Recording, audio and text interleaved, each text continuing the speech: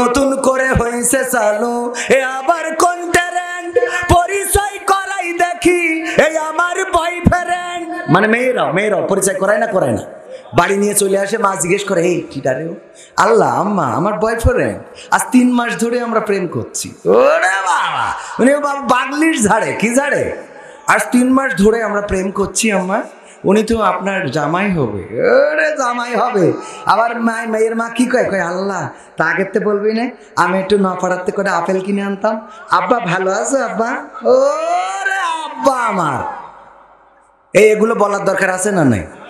এগুলো বললেও তো লজ্জা দিতে পারছি না।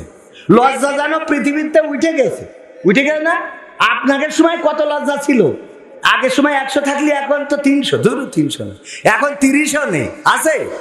আমাদের মাহমুদুল হাসান জিয়াদি ভাই বলছে একজনের লজ্জা দিতে চাইলো, ওই যে পায়খানা করতেছে মোড়ের মাথায়, কি করছে রাতের অন্ধকারে, তো মোটরসাইকেলে যাচ্ছে, চিন্তা করলে এটা তো বাইরে এই কাজ করা ঠিক না, তো মোটরসাইকেলের হেডলাইটটা ঘুরাই ধরেছে যেন লজ্জা পায় আর জীবনে এই কাজ না করে। ও এত লজ্জা পেয়েছে যে লুঙ্গি তুলে মুখ ঢেকে বসে আছে, যে নিচে যা হয় ও উপরে যেন কেউ দেখতে না পায়। কি বেকায়দা অবস্থা। নতুন করে হইছে চালু এ আবার কোন ট্যালেন্ট পরিচয় করাই দেখি এই আমার গার্লফ্রেন্ড। শরমের মাথা খাইয়া গেছে ওরা পাগল হইয়া, শরমের মাথা খাইয়া গেছে সব পাগল হইয়া, ভবিষ্যৎ দেখি অন্ধকারে। আজকালকের ছেলেরা বই নিয়ে আর বসে না, গুগলে সার্চ করে পড়ে। ওরে কালের মেয়েরা কোরআন হাদিস ধরে না, আমার এখনকার মা বোনেরা কোরআন হাদিস পড়ে না, ওয়াল্লাহ টিকটকে ভিডিও ওরা করে।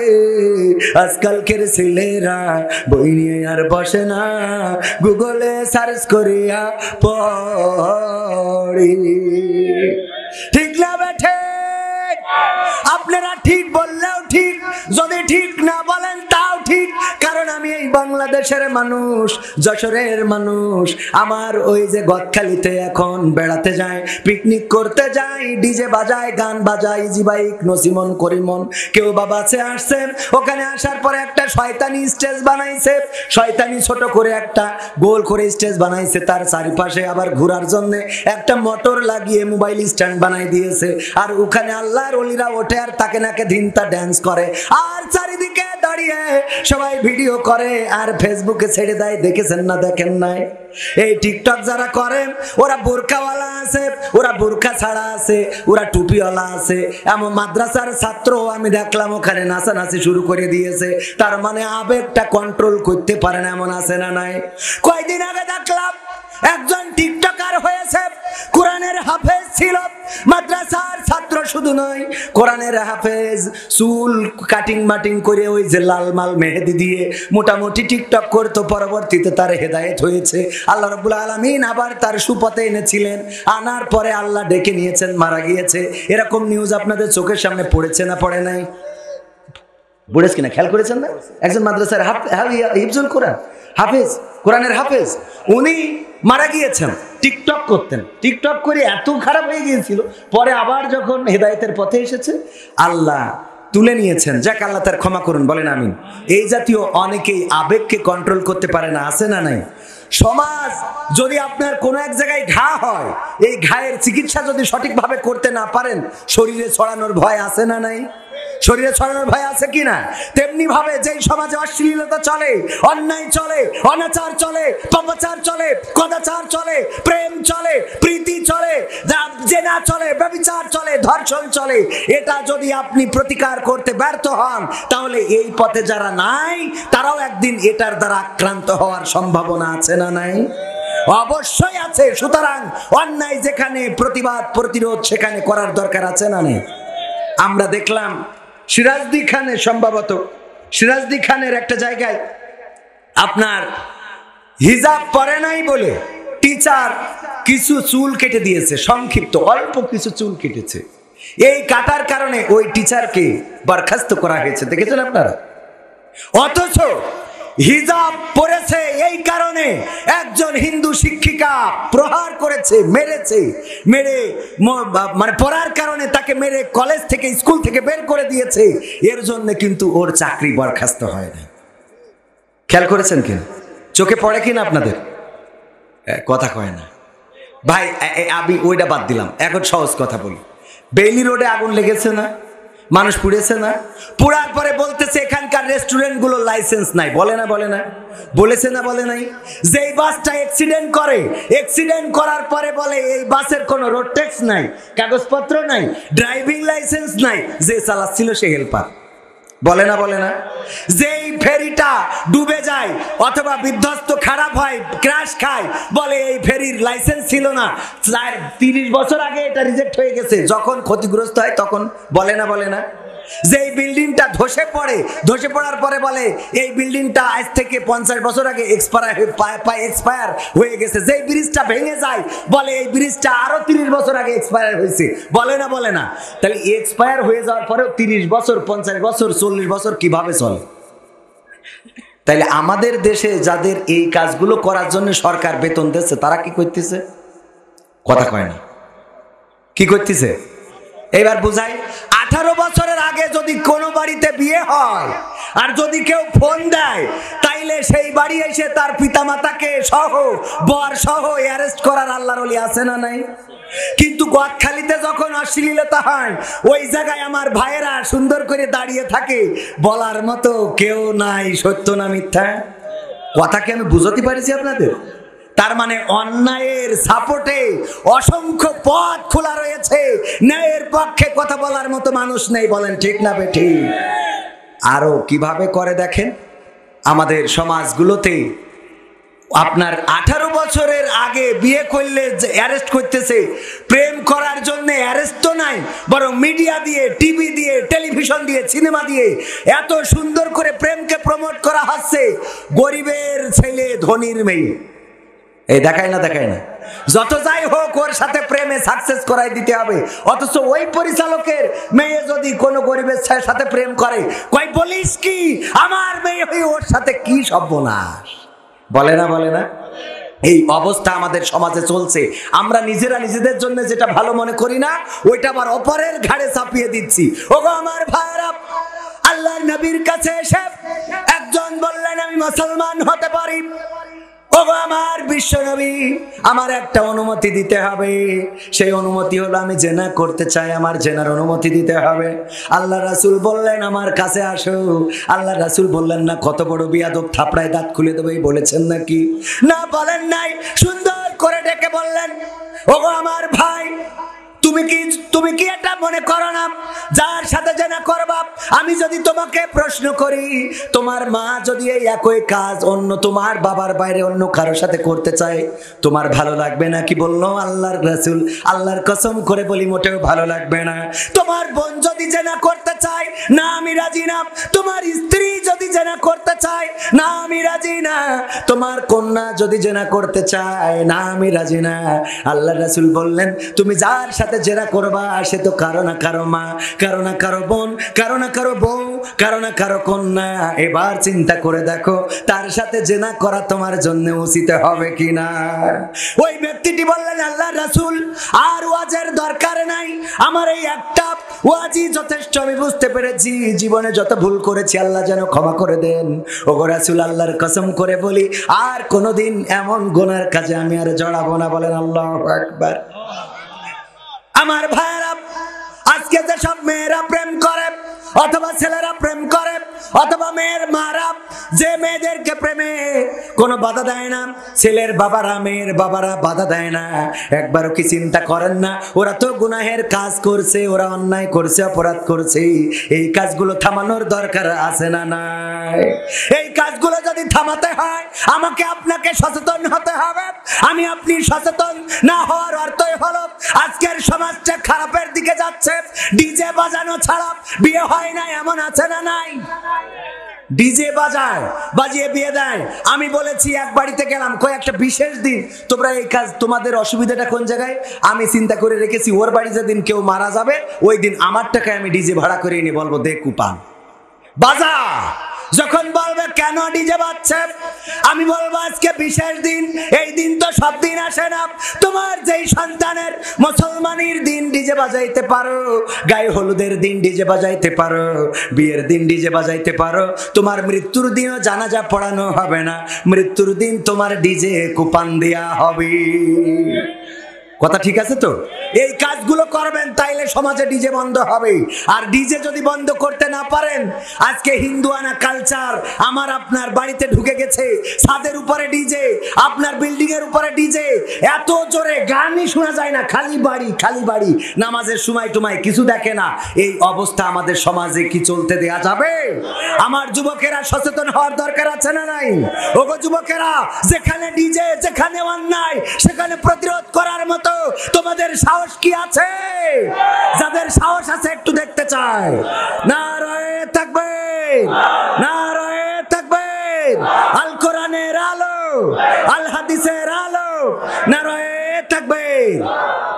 অপরাধ যেখানে, প্রতিবাদ যদি সেখানে আমরা করতে ব্যর্থ হই, তাহলে এই সমাজের পরিবর্তন আসবে। সম্মানিত ভাইয়েরা, আজকে একজন আলেমে দ্বীন মারা গিয়েছেন, আপনারা জানেন তো? জানেন কিনা?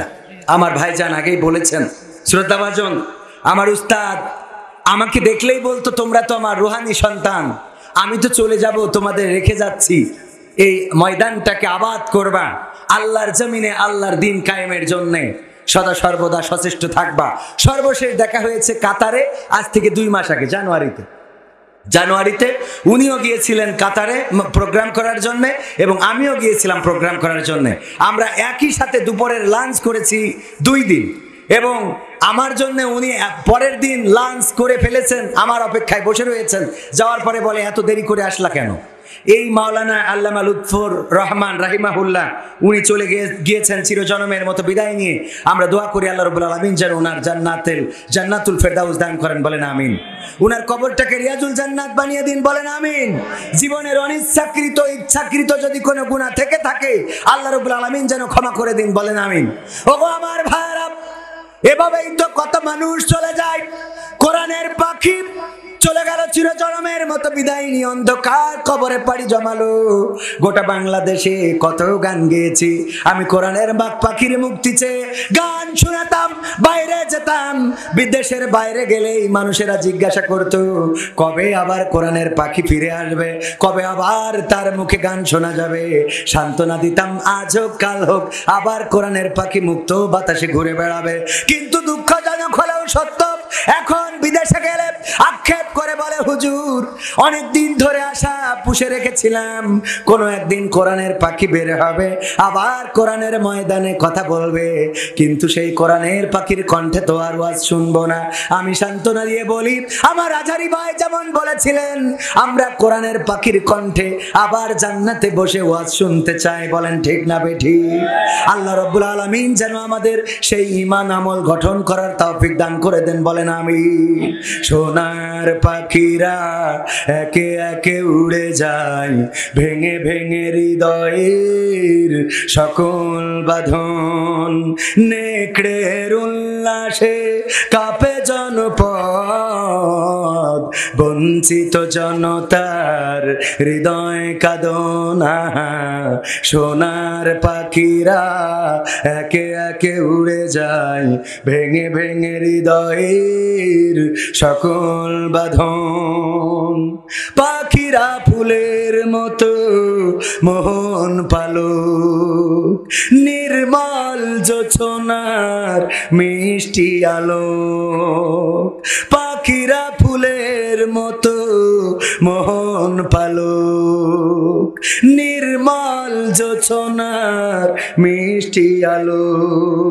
হৃদয়ে নিল ওরা পুণ্যের ধনা, সোনার পাখিরা একে একে উড়ে যায়, ভেঙে ভেঙে হৃদয়ের সকল বাঁধন।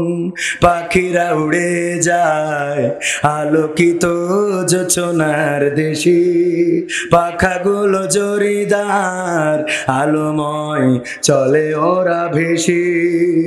ওদের প্রাণের সুর হৃদয়ে বাজে, কি সুবাস সুভাষ মধুময় সকল কাজে, ওদের প্রাণের সুর হৃদয়ে বাজে।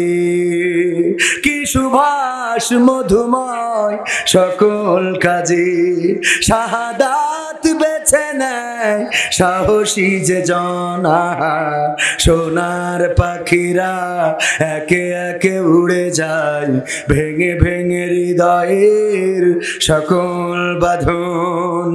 নেকড়ের উল্লাসে কাঁপে জনপদ,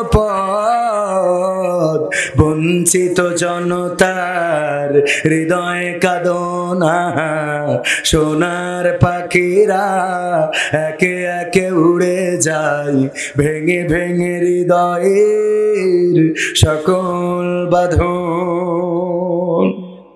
একে একে উড়ে যায়, কোথায় চলে যায়, কোন দেশে হারিয়ে যায়, আর আমরা এতিম হয়ে যাই। ওদের সাথে আমাদের আর দেখা হবে না। আল্লাহ রাব্বুল আলামিন যদি ক্ষমা করেন আর জান্নাতে যদি দেখা করার ব্যবস্থা করে দেন, এটাই আমাদের বড় পাওয়া হবে। ওগো আমার ভাইরা, একদিন আমরাও চলে যাব। যেই মানুষটা আজকে চলে গেল, আমি যার জন্য আপনাদের সামনে কথা বলছি, একদিন আমিও চলে যাব। আমাকে নিয়ে অনেক আলেম ওলামা কথা বলবে না? আপনিও চলে যাবেন। অনেকে এখানে আছেন, কার জানাজা কবে হবে আমি জানবো না, আবার আমার জানাজা কবে হবে আপনারা জানবেন না।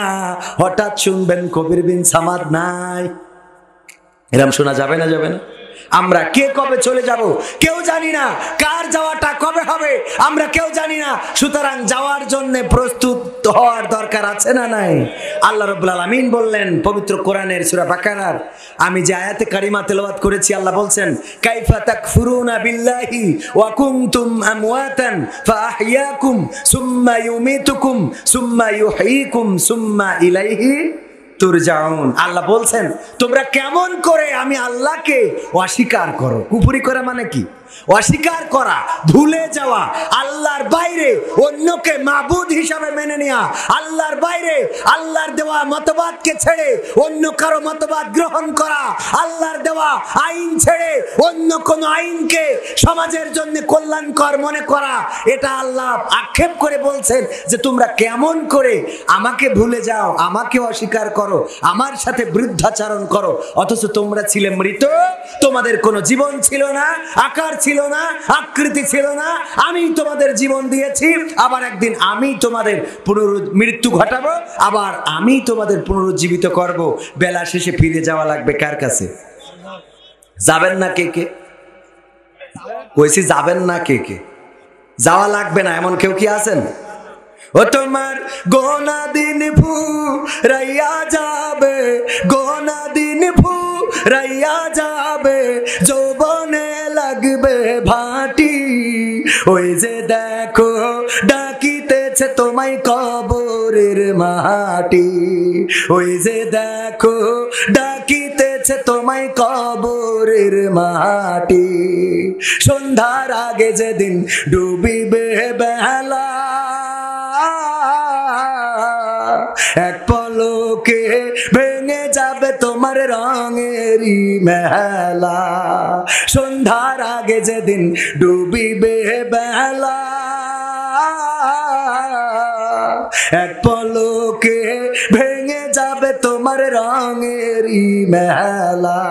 ওরে কারে দিবা তুমি জোরে ধমক, কারে দিবা তুমি জোরে ধমক, কার মাথায় ভাঙবা লাঠি। ওই যে দেখো ডাকিতেছে তোমায় কবরের মাটি, ওই যে দেখো ডাকিতেছে তোমায় কবরের মাটি। খবর পেয়ে আসবে আত্মীয় স্বজন, তোমারই চার পাশে বৈশা তারা করিবে ক্রন্দন।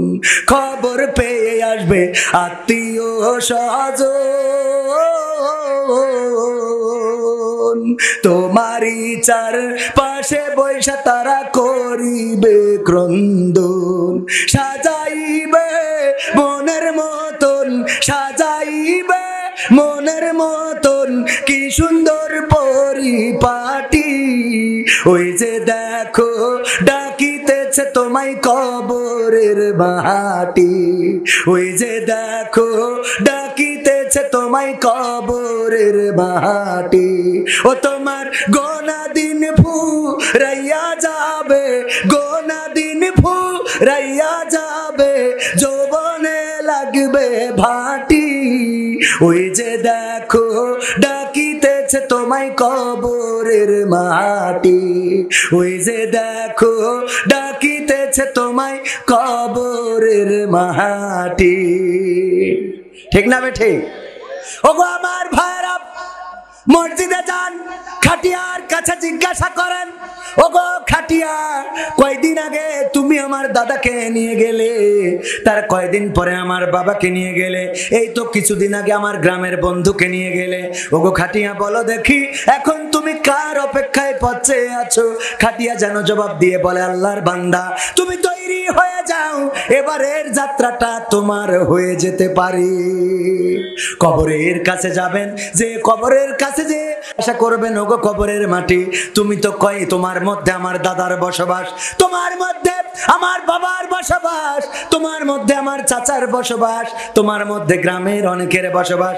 ওগো কবরের মাটি বলো দেখি এবার তোমার মধ্যে কে আসবে, তোমার মধ্যে কার ঘর হবে? কবর যেন ডাক দিয়ে বলে, আল্লাহর বান্দা তৈরি হও, তৈরি হয়ে যাও, এবার আমার মধ্যে তোমার ঘরটা নির্মাণ করা হয়ে যেতে পারে। এই কবরে যাওয়া লাগবে ভাইরা আমার। আল্লাহর নবী একদিন সাহাবীদেরকে জড়ো করলেন, সাহাবীদেরকে ডাকলেন, তারপরে বললেন, ওগো আমার সাহাবীরা, আমি তোমাদের সামনে একটা ঘটনা বলবো, এই ঘটনা শোনার পরে তোমরা যদি বুঝতে পারো তাহলে সাই দিবা, যদি বুঝতে না পারো প্রশ্ন করবা। কি ঘটনা? আল্লাহর নবী বললেন, একজন মরুপথিক 1 মাসের রাস্তা যাবেন। কয় মাসের? 1 মাসের রাস্তা। যারা হজ করেছেন তারা জানেন, মরুর প্রান্তর, আমার ইমরান হোসেন ভাই আছে, হজে গিয়েছিলেন, উনি জানেন মরুর প্রান্তর মাসের পরে মাস চলে যাবে কিন্তু মরুভূমি শেষ হবে না। এমন মরুভূমি আছে না? নাই। হজে যারা গিয়েছেন না, দেখেছেন মরুভূমি? আরে বাবা, প্রান্তরের পরে প্রান্তর, কোনো বাড়ি নাই, ঘর নাই, গাছ নাই, ছায়া নাই। আল্লাহ রাসূল বললেন, একজন মরুপথিক 1 মাসের পথ পাড়ি দিবে। সে 1 মাসের পথ পাড়ি দেওয়ার জন্য যা খাবার লাগে, পানি লাগে, যা কিছু লাগে নিয়ে নিল, কিন্তু 15 দিন যাওয়ার পরে তার খাবার সামগ্রী ফুরিয়ে গেল, তার পানি ফুরিয়ে গেল। 15 দিন পরে পানির পিপাসায় যখন পিপাসার্ত, ওগো আমার সাহাবীরা, এই মুসাফির বলো এখন কি করবে? আল্লাহর নবীর সাহাবীরা বললেন, ওগো নবী গো, এই লোকটি যদি আবার ফিরে আসতে চায় সময় লাগবে 15 দিন, আবার গন্তব্যে যদি যেতে চায় সময় লাগবে কয়দিন? 15 দিন। সুতরাং এই লোকটির উচিত হবে আশেপাশে কোথাও কোনো পানির ব্যবস্থা করা যায় কিনা, চারিদিকে ঘুরে দেখতে হবে কোথাও কোনো পানির সন্ধান পাওয়া যায় কিনা, কারণ ফিরতে অথবা গন্তব্যে যেতে 15 দিন লেগে যাবে। আল্লাহর নবী বললেন, ওই মুসাফির তাই করলো। সে চারিদিকে খুঁজতে লাগলো, খুঁজতে খুঁজতে ছোট একটা বন পেয়ে গেল এবং বনের মধ্যে একটা কূপও পেয়ে গেল। কূপের মধ্যে পানি আছে কিন্তু উঠানোর কোনো ব্যবস্থা নাই। ওগো আমার সাহাবীরা বলো এখন এই লোকটি কি করবে? আল্লাহর নবীর সাহাবীরা বললেন, ওগো নবী গো, যেহেতু লোকটি পিপাসার্ত, সুতরাং যে কোনো মূল্যে তার ওই পানি তুলে পান করা লাগবে। হয় ওই কূপের মধ্যে তার নামতে হবে অথবা ওই কূপ থেকে পানি উঠাতে হবে, তার তো পান করাই লাগবে, যে কোনো একটা রাস্তা খুঁজে বের করা লাগবে। আল্লাহর নবী বললেন, সাহাবীরা আমার, ওই লোকটি তাই করলো, বন থেকে লতা ছিঁড়ে আনলো এবং সেই লতা ওই কূপের উপরে একটা গাছের ডালে বাঁধলো এবং লতাটা ঝুলিয়ে দিল পানি পর্যন্ত। তারপরে ওই লতা বেয়ে নামতে লাগলো, কিন্তু যখন কূপের মাঝ বরাবর নেমে গেল, নিচেই তাকিয়ে দেখে কূপের মধ্যে বিষধর সাপ ফনা তুলে রয়েছে। যদি পানি পান করতে যায় তাহলে সাপে সবল দিবে। বলো এখন এই মুসাফির কি করবেন? আল্লাহর নবীর সাহাবীরা বললেন, ওগো নবী গো, এই লোকটির উচিত হবে পানি পান না করে উপরে উঠে চলে আসা, কারণ উপরে যদি চলে আসে, যদি বেঁচে থাকে আবারও পানি পান করার সুযোগ পাবে। হবে, কিন্তু যদি পানি পান করতে যে বিষধর সাপের ছোবলে বিষধর সাপের কামড় খায় তাহলে সে মারা যেতে পারে। আল্লাহর নবী বললেন, লোকটি তাই চিন্তা করলো এবং এই মুসাফির উঠে আসার জন্য যখন লতাটা বেয়ে উপরের দিকে উঠার জন্য তাকালো, তখন দেখে ওই উপরে যেই কূপ থেকে কূপে নেমেছে, ওই কূপের মুখে একটি বন থেকে বাঘ এসে চেয়ে রয়েছে, ক্ষুধার্ত বাঘ। যদি সে উপরে ওঠে তাহলে তাকে বাঘে খেয়ে ফেলবে। এখন লোকটি কি করবে? আল্লাহর নবীর সাহাবীরা বললেন, ওগো নবী, এই লোকটির উচিত হবে ওই লতাটা আঁকড়ে ধরে বসে থাকা ততক্ষণ পর্যন্ত যতক্ষণ পর্যন্ত না ওই সাপ পানির মধ্যে চলে যায় অথবা ওই বাঘ বনে চলে যায়। আল্লাহর নবী বললেন, সাহাবীরা আমার, এই লোকটি এই চিন্তা করে ওই লতাটা ধরে থাকার চেষ্টা করলো এবং লতাটা আঁকড়ে ধরে যখন আছে, হঠাৎ করে বাঘ উপরে চলে গিয়েছে কিনা দেখার জন্য যখন উপরের দিকে তাকালো, দেখলো ওই গাছের সাথে যে লতাটা বেঁধে রেখেছে ওই লতাটা কুটকুট কুটকুট করে দুইটা ইঁদুর এসে কেটে দিচ্ছে। একটা হলো কালো ইঁদুর আর একটা সাদা ইঁদুর। কালো ইঁদুরটা যখন কেটে দেয়, সাদা ইঁদুরটা বসে থাকে, আর সাদা ইঁদুরটা যখন কেটে দেয় কাটতে থাকে তখন কালো ইঁদুরটা বসে থাকে। আল্লাহর নবী বললেন, ওগো সাহাবীরা বলো এখন ওই মুসাফিরের চিন্তাটা কি হবে? আল্লাহর নবীর সাহাবীরা বললেন, ওগো নবী গো, এখন ওই মুসাফিরের চিন্তা করতে হবে ওই লতাটা কাটতে যতটুকু সময় লাগে এই লোকটির মারা যেতে ততটুকু সময় বাকি আছে। ঠিক না ঠিক? আল্লাহ রাসূল বললেন, আমি তোমাদের উদাহরণ দিলাম, আল্লাহ রাসূল সাল্লাল্লাহু আলাইহি ওয়াসাল্লাম মাঝে মাঝে প্র্যাকটিক্যালে দিন শিখাতেন। সেটা কেমন? একবার সাহাবীদেরকে বললেন, তোমরা কেউ যদি টাকা ধার নাও আমার কাছ থেকে টাকা ধার নিতে পারো। বললেন, আল্লাহ রাসূল সত্যি কি ধার দিবেন? হ্যাঁ, ধার দিব, তবে এই ধার দিয়ে নেওয়া টাকা কে কোন ভাবে খরচ করেছো এক সপ্তাহ পরে আমি যেভাবে হিসেব চাইবো সেইভাবে হিসেব দিতে হবে। সাহাবীরা বললেন, রাজি আছি। এক একজন 10 টাকা 20 টাকা সেই সময়ের মুদ্রা অনুযায়ী যার যতটুকু প্রয়োজন ধার নিল। আল্লাহ রাসূল সাল্লাল্লাহু আলাইহি সাল্লাম ধার দিলেন এবং যেদিন হিসাব নিবেন ওই দিন মরুর মধ্যে একটা পাথর রেখে দিলেন। কি রাখলেন? পাথর। রাখার পরে মরুর উত্তাপে, ওই যে আগেই বলেছি যারা হজে গিয়েছেন তারা জানেন যে যখন তাপ পড়ে তখন খালি পায়ে হাঁটার কোনো সুযোগ অন্তত মক্কা মদিনায় থাকে না। তো ওই জায়গায় পাথর রোদের মধ্যে দিয়ে রেখেছেন। আল্লাহ রাসূল এবার সাহাবীদেরকে ডাকলেন, ডেকে বললেন, আসো, ওই পাথরের উপরে খালি পায়ে দাঁড়িয়ে তোমরা কোন টাকা কোন পথে ব্যয় করেছো হিসেবটা দিবা। সাহাবীরা ওঠে আর যেই হিসাব দিতে যায় সেই পায়ে এত তাপ লাগে যে সাথে সাথে ঝাঁপ দেয়। ওমর রাদিয়াল্লাহু তাআলা আনহু অল্প টাকা নিয়েছিলেন এবং খুব দ্রুতই নিজের হিসেবটা শেষ করে ঝাঁপ দিয়েছিলেন এবং বললেন, আমি সাকসেস। আল্লাহ রাসূল বললেন, আমি তোমাদের এটা করেছি এই জন্যে যে পরকালের ময়দান, গোটা জিন্দেগির আয় ব্যয়ের হিসাব, উপার্জনের হিসাব, টাকার হিসাব, আমলের হিসাব সব দিতে হবে উত্তপ্ত ময়দানে থেকে। সেখানে কিভাবে হিসাব দিবা একবার একটু চিন্তা করে দেখো। এখানে যদি এক সপ্তাহের হিসাব তুমি এই পাথরের উপরে দাঁড়িয়ে দিতে না পারো, গোটা জিন্দেগির হিসাব কিভাবে দিবা? আল্লাহু আকবার। আল্লাহ রাসূল সাল্লাল্লাহু আলাইহি ওয়াসাল্লাম প্র্যাকটিক্যালি বুঝাতেন। আল্লাহ রাসূলের স্ত্রীরা বললেন, আল্লাহ রাসূল আপনি কোন স্ত্রীকে সবচেয়ে বেশি ভালোবাসেন? আল্লাহ রাসূল বলল, উত্তর কি আজকে দেয়া লাগবে? বলল, আজকে দিলে ভালো হয়। বলল, আজ দেবো না, কালকে দেবো। আজ দেবো না, কালকে দেবো। পরে কি করলেন? রাত্রে সব বিবিদের ঘরে গেলেন এবং একটা করে খুরমা দিলেন আর বললেন, এই যে খুরমা দিলাম আর কেউ যেন না জানে, অন্তত আমার জিন্দেগিতে কারো কাছে যেন বলবা না যে আমি তোমাকে খুরমা দিয়েছি। সব বিবিকে খুরমা দিলেন। দেওয়ার পরে পরের দিন বললেন, তোমরা জিজ্ঞেস করেছিলে কাকে বেশি ভালোবাসি, আজকে কি বলবো? বললো, অবশ্যই রাসূল, আমরা শোনার জন্য তো উদ্গ্রীব হয়ে আছি। আল্লাহ রাসূল বললেন, আমি গতকাল রাতে যার ঘরে যে একটা খেজুর দিয়েছি তাকে বড় বেশি ভালোবাসি। দিয়েছেন সব স্ত্রীর যে কয়জন ছিল, 7 জন, মতান্তরে 9 জন একসাথে, এই সবাইকে দিয়েছেন এবং সবাই খুশি হয়ে গেল। আল্লাহ রাসূল তো আমার ঘরে এসে আমাকে একটা খেজুর দিয়েছে। এটা ছিল রাসূল সাল্লাল্লাহু আলাইহি সাল্লামের হিকমত। বলেন আলহামদুলিল্লাহ। আল্লাহ রাসূল স্ত্রীদের নিয়ে আনন্দ করতেন কেমন? আম্মা আয়েশা রাদিয়াল্লাহু তাআলা আনহার খবর আপনারা জানেন। ডাক দিয়ে বললেন, ও আয়েশা, চলো, জ্যোৎস্না রাত, চাঁদনি রাত, আমরা একটু দৌড়াবো, ওই টিলাটা পর্যন্ত দৌড় দেব, দেখি কে আগে পৌঁছায়। দৌড় দিলেন। আম্মা আয়েশা রাদিয়াল্লাহু তাআলা আনহা ফার্স্ট হয়ে গেলেন। আল্লাহ রাসূল সাল্লাল্লাহু আলাইহি সাল্লামকে বললেন, আমি তো গোল দিয়ে দিয়েছি। আল্লাহ রাসূল বললেন, অসুবিধা নাই। আবার কিছু কাল যাওয়ার পরে আল্লাহ রাসূল বললেন, আয়েশা চলো আজকে চাঁদনি রাত আমরা একটু দৌড় দেব, আমরা দৌড়াবো আবার ওই টিলাটা পর্যন্ত। দৌড় দিলেন, এবার রাসূল ফার্স্ট হয়ে গেলেন। আম্মা আয়েশা রাদিয়াল্লাহু তাআলা আনহা লজ্জায় পড়ে গেলেন, মাথা নিচু করে বললেন, ওগো বিশ্বনবী, আমি আগের চেয়ে একটু ভারী হয়ে গেছি, একটু মোটা হয়ে গেছি, এই জন্য আপনার সাথে তো দৌড়ায় পারলাম না। আল্লাহ রাসূল বললেন, লজ্জা পাওয়ার কিছু নাই, তুমি আমার একদিন গোল দিয়ে দিয়েছিলে, আজকে তোমার আমি ডুরা করে পরিশোধ করে দিলাম। বলেন সুবহানাল্লাহ।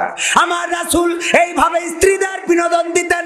আর এখন আমাদের স্ত্রীদের নিয়ে এমন বিনোদন দেওয়ার মতো কোন আল্লাহর ওলি আছে নাকি? আছেন?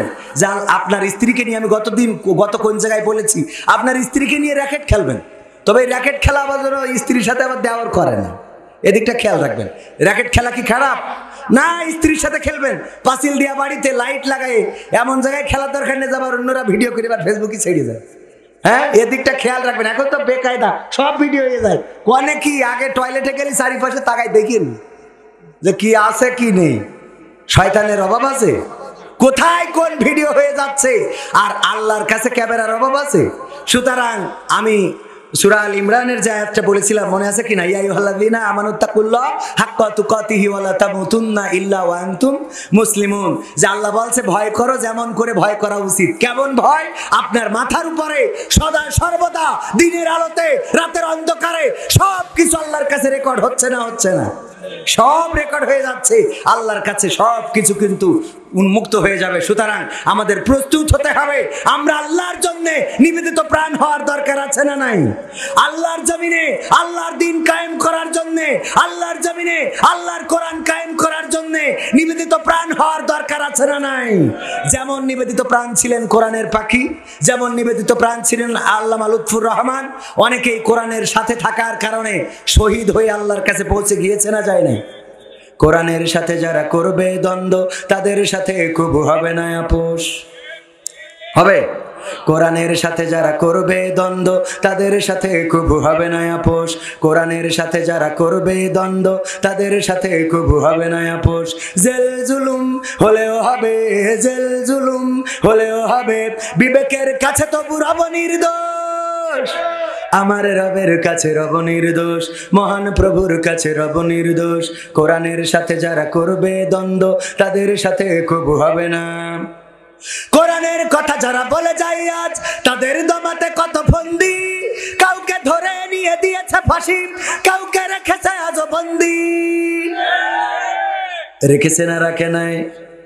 আল্লামা মামুনুল হক এখনো কারাগারে আছে না নাই? অথচ পরিমণি যখন জেলখানায় যায়, পরিমণি বের হলো, ডাক্তার সাহেব বের হলো, ডাক্তার সাবরিনা বের হলো, কিন্তু আমার মামুনুল হকের এখন পর্যন্ত জামিন হইল না। ঠিক না বেঠে? ঠিক না বেঠে? শুধু তাই না, ওরা যখন বের হয় ওদের হাতে মেহেদির রং পাওয়া যায়, আর আলেম ওলামা যখন বের হয় হুইল চেয়ারে করে বের করা লাগে। সত্য বলছি না মিথ্যা বলছি? কোরআনের সাথে যারা করবে দ্বন্দ্ব তাদের সাথে কবু হবে না আপোষ। কোরআনের পথে যারা চলে যায় আজ তাদের দমাতে কত ফন্দি, কাউকে ধরে নিয়ে দিচ্ছে ফাঁসি, কাউকে রেখেছে আজও বন্দি। হক কথা বললেই জ্বলে যায় গাপ, কোরআনের কথা সইতে পারে না। হক কথা বললেই জ্বলে যায় গাপ, কোরআনের কথা সইতে পারে না। জানি না তাদের আমাদের পরে কেন এত আক্রোশ।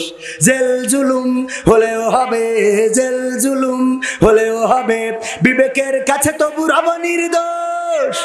আমার রবের কাছে রব নির্দোষ, মহান প্রভুর কাছে রব নির্দোষ।